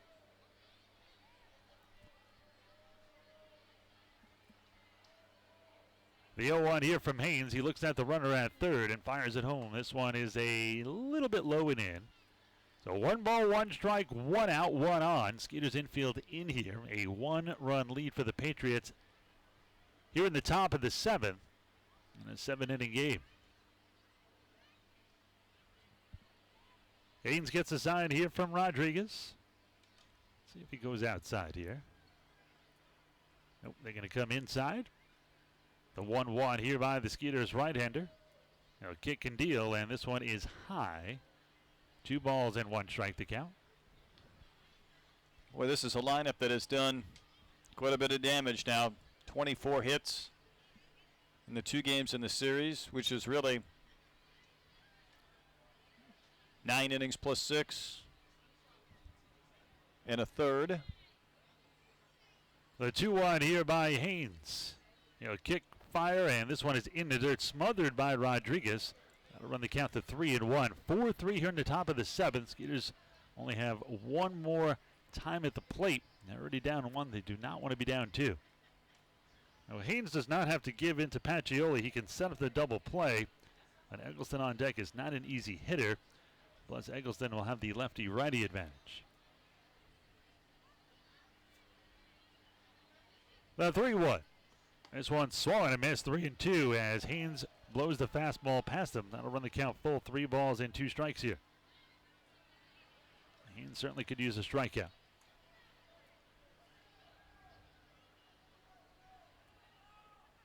Gioli, slightly open stance from the right side, feet close together. Payoff pitch here by Haynes. This one is on the inside corner, strike 3, and a big K for Haynes, and there's a big out number 2. Well placed. He'd been working that inside corner as Marshall had done earlier, trying to run it in on those righties, get a called strike, and huge position for a strikeout to let the infield retreat to regular depth. Skeeters still trailing 4-3. Let's see if Haynes can get one more batter here in Eggleston. Eggleston is 1 for 3. He has doubled and scored, grounded the short, and grounded to first. First pitch, this one is a strike at the knees. No balls and 1 strike to count. Skeeters trailing 4-3. Looking ahead to the last of the 7th. Which will be the last chance for the Skeeters. It'll be 8-9-1. Joe Benson, Derek Piles, and Josh Prince.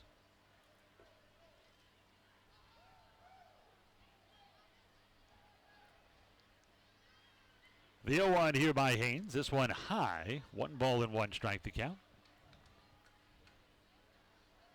4 runs on 8 hits for the Somesret Patriots. Now 3 runs on 6 hits for your Skeeters. Again, game 1 of a doubleheader. Game 2 here on 1560 AM, as well as all the games, all 140 games home and road, will be here on 1560. This one in the dirt. Again, stopped by Rodriguez. That'll run the count to 2 balls and a strike. Yeah, he's been in the dirt. He was well up over the head of the catcher, Rodriguez. So after that strikeout, now Haynes is going for a little stroll behind the hill to try and recalibrate. They're 2-1 the count here. Eggleston came in .313 with a home run and 13 RBIs.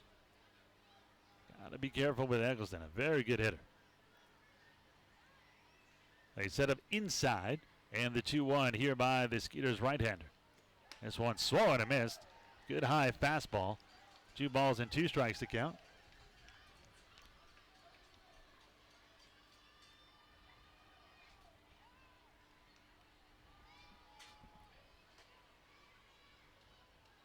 Haynes 18 pitches, 9 for strikes, 9 for balls.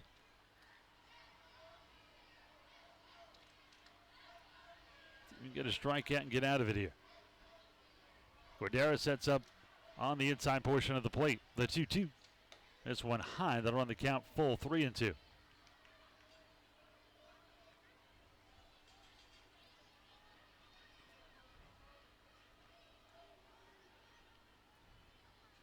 Haynes does not want to pitch to Jerry Sands if he doesn't have to. He already has an RBI and a double and a run scored in this one. He's on deck.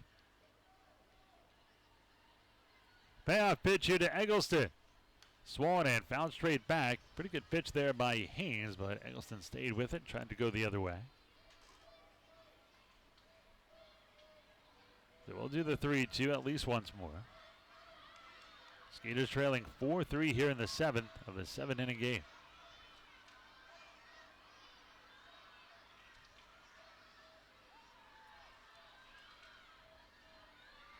Haynes from the stretch. Payoff pitch is high and outside, ball 4, so this inning will continue. We're now runners on the corners, 2 on and 2 out for the always difficult Jerry Sands. Brett, this is not the guy he wanted to face here. Nope, and it doesn't look like he will. At least Gary, for the time being, is going to go out there. And I think that has to be in the back of your mind. And listen, Eggleston has good numbers. He's made an impact in this series already. But your thought with 2 outs is, boy, I can't let this guy reach, or I've got to face Jerry Sands. I can't let him reach. And sure enough, he draws the walk to put a couple of guys on for the league's leading RBI guy. Gary not making any moves. Nobody's really warming up in the bullpen. It's kind of a meeting of the minds on the mound as the entire infield comes onto the mound. Now the home plate umpire, Reggie Liggins, going to find out what's going on here. Gary will head back to the dugout. This is a discussion in case Eggleston should try to swipe second. I think that might be part of it. And we've seen this Somesret team be so very aggressive on the bases. 51 steals in the first 32 games for Somesret. And they have one here tonight, so 52 steals on the season. Now, the only runner that's very important is the runner at third, and Scott Kelly. I said if Eggleston wants to go, you just throw it out to third, see if you can get the second baseman napping down there. 1 ball and no strikes here as the first pitch misses to Sands. Sands has grounded out, but drove in a run, lined out sharply to left, doubled and scored last time up. And that run was driven in by Brian LaHare, who's on deck. Right now is the lead for the Patriots. They're up 4-3. Haynes kind of turns towards first, and that was very close to a balk. Got to take that back foot off the rubber first. Kind of did it in one motion. The 1-0. Swollen and missed. 1 ball and 1 strike here. Sands shakes his hand afterwards.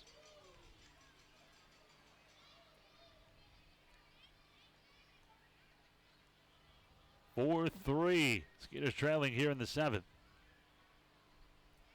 Skeeters have not fared well in their history against these Patriots. Just 2-2 this year. Excuse me, 2-3 now after the loss last night. The 1-1 here from the Skeeters right-hander and Sugar Land native Haynes. And this one is drilled to the left center field gap. This one is trouble. And this one's going to be off the top of the left center field wall. This could get 2 in. Scoring easily was Kelly. They're going to wave around Eggleston. The throw is high. And now it is a 3-run lead as 2 cross, 6-3 Patriots.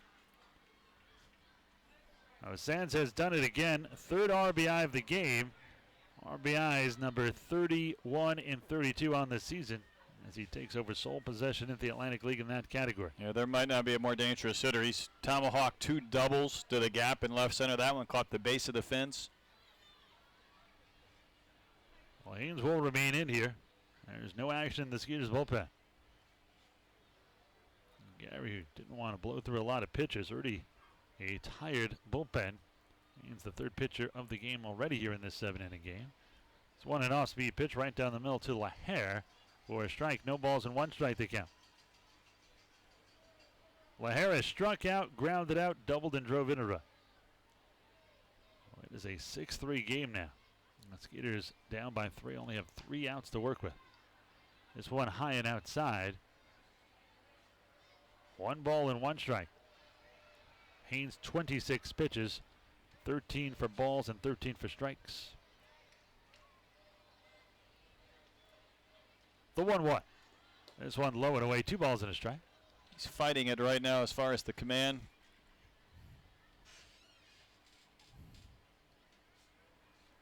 Mentioned the Skeeters not a lot of success in their history against these Patriots. Skeeters are 42-63 with yesterday's loss lifetime. And 21 games under 500 against these Patriots. Last year 10-10, 7-5 here at Constellation Field, 3-5 at Somesret. The 2-1 here by Haynes. This one is a strike at the knees. 2 balls, 2 strikes, 2 outs, 2 in. Runner down at second. It is now a 6-3 Patriots lead here in the 7th.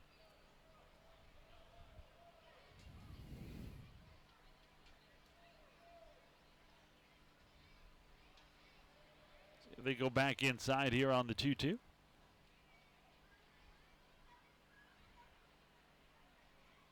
And Rodriguez wants timeout. Now, Skeeters catcher did not like what he saw.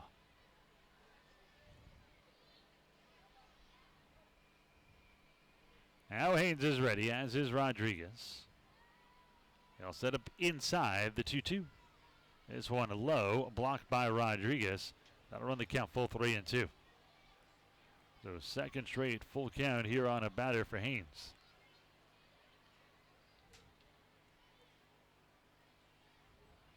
Still no action in the Skeeters pen. Gary just hoping Haynes can get out of this. Already 2 in here in the 7th. The payoff pitch, swung out and missed, strike 3, and that will do it. 2nd K for Haynes, but the damage done. Somesret gets 2 runs on 2 hits, no errors, and 1 man left on base. Last chance for the Skeeters. They are down 3, 6-3, bottom of the 7th. Final trip to the plate for Sugar Land if they can't come back.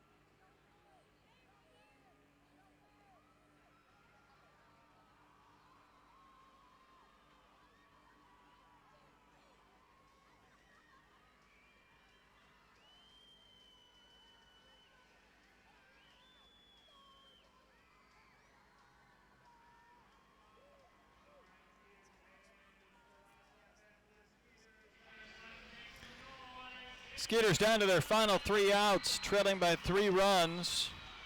Another pitching change for the Patriots. Ronnie Shaben is on. He saved a couple of games in his 9 appearances. 0-1 record, 2.16 earned run average. And he's pitched in 8 1/3 innings of work. He's not given up a home run. So the Skeeters, who were down 1 going into the 7th, now down 3, 6-3. It'll be 8-9-1 here for Sugar Land. Joe Benson, Derek Piles, and back to the top of the order with Josh Prince. So they need to get a couple on to get up Travis Scott, who's homered, Jeremy Barfield after that. Avoid losing game 1 of this doubleheader, because if you do, then the best thing you can do is game 2 is avoid a sweep. Shaben, originally from Richmond, Virginia, went to Virginia Tech, a former 33rd round pick of the Cardinals in 2012. First pitch here, a strike to Benson. 0-1 the count. Benson is 1 for 2. He is grounded out to short and single. Shaben split time between AA and AAA in the Cardinal system last year, where he spent his whole career up until this season. 13-14 lifetime, a 3.29 ERA, and 61 career saves. He has had success as a closer. Saved 10 last year for AA Springfield, as well as he did the year before. Same team, same amount. He had 18 saves in 2013 at Palm Beach in the Florida State League, and then 16 saves in Johnson City in the Appalachian League in rookie ball, all in the Cord system. They just want to strike on the outside corner. 1 ball and 2 strikes here from Shaben. Shaben drafted twice. First time by the Orioles in the 49th round in 2011, and then in the 33rd round by the Cardinals in 2012, and that was out of Virginia Tech. The 1-2, swung and slowly grounded to short. I'll have to hurry to get the speedy Benson, then just get him by half a step. And the Skeeters are down to their final 2 outs here, trailing 6-3. That is 9 straight retired by Somesret pitching. Incepts Derek Piles, who's 1 for 2. He has singled, scored, and popped out to third.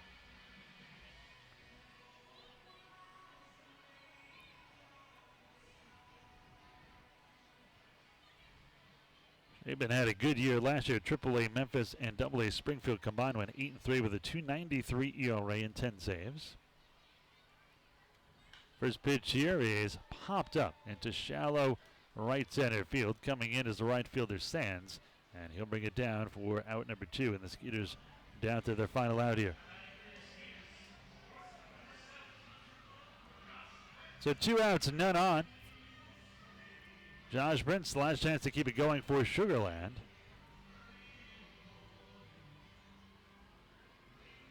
Ten straight now retired by Patriots pitching.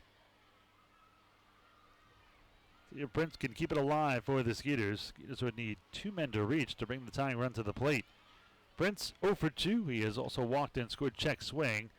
Fouls it back towards the backstop right near on-deck hitter Travis Scott. Scott represents the entire offense for the Skeeters this afternoon. His 3-run homer in his second at bat in the third of the only 3 runs of the game scored by the Skeeters, who trailed 6-3 here in the last half of the 7th in a 7-inning game. The 0-1. This one is a little bit low, 1-1.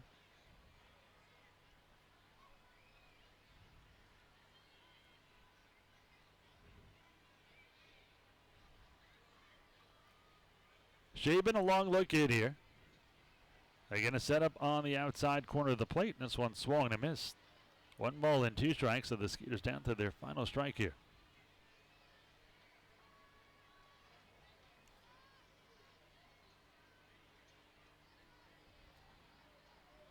Prince came in batting .258, 3 home runs, 16 RBIs. The 1-2 to Prince. Check swing, but right down the middle, strike 3. And that's the game. A 3-up, 3-down inning as pitching for Somesret terrific here this afternoon. They retired the last 11 in a row. Let's take a look at the final numbers here. Final numbers look like this: 6 runs, 9 hits, and no errors for the Patriots. 3 runs, 6 hits, and 1 error for your Skeeters. We're going to take a break. We'll come back. We'll give you the final numbers, highlights. We'll have our player of the game with Andy Humphrey and preview Game 2 of this doubleheader. All that more. We'll return on the Skeeters post-game show in a moment.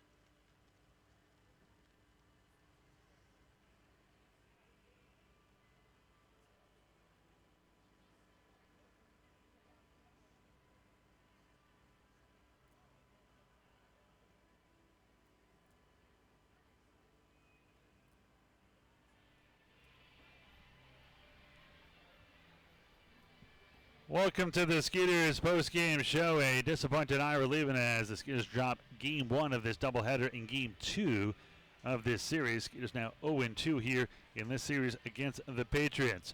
Final numbers: 6 runs, 9 hits, and no errors for Somesret. 3 runs, 6 hits, and 1 error for the Skeeters. The winning pitcher is Alex Guillen. He improves to 3-1 for Somesret, and Ronnie Shaben picks up his 3rd save. Brett Marshall tagged with the loss for the Skeeters. He drops to 4-2. Time of the game, 2 hours and 14 minutes in front of 4,297 fans here at Constellation Field on a Baseball in Education morning/afternoon game. Let's tell you how this one happened.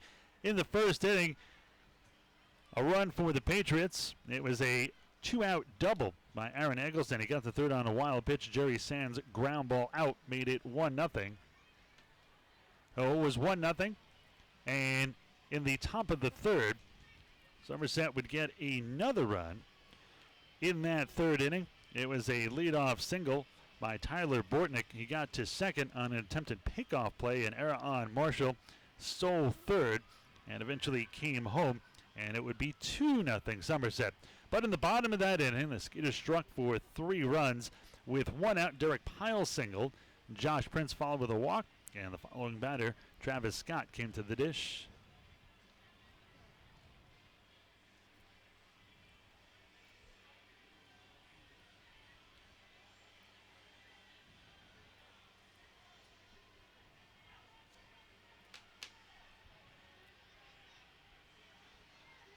Oh, Skeeters took a 3-2 lead, but then it was the Patriots' turn. In the 5th inning, the Patriots would get an RBI single from Alfredo Rodriguez, and it would be a 3-3 game. In the 6th, another run by the Patriots. It would be a leadoff double by Jerry Sands, who I have a feeling we're going to hear from very soon, and then Brian LaHare had a 2-bagger of his own.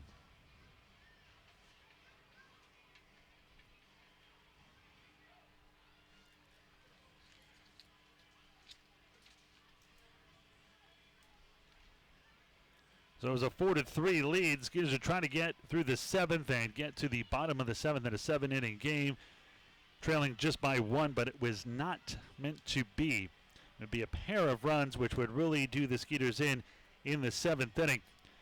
After Scott Kelly led up with a single, Alfredo Rodriguez flew out to right. Justin Pacioli struck out. Aaron Eggleston then walked. Runners on first and second, and up came Jerry Sands again.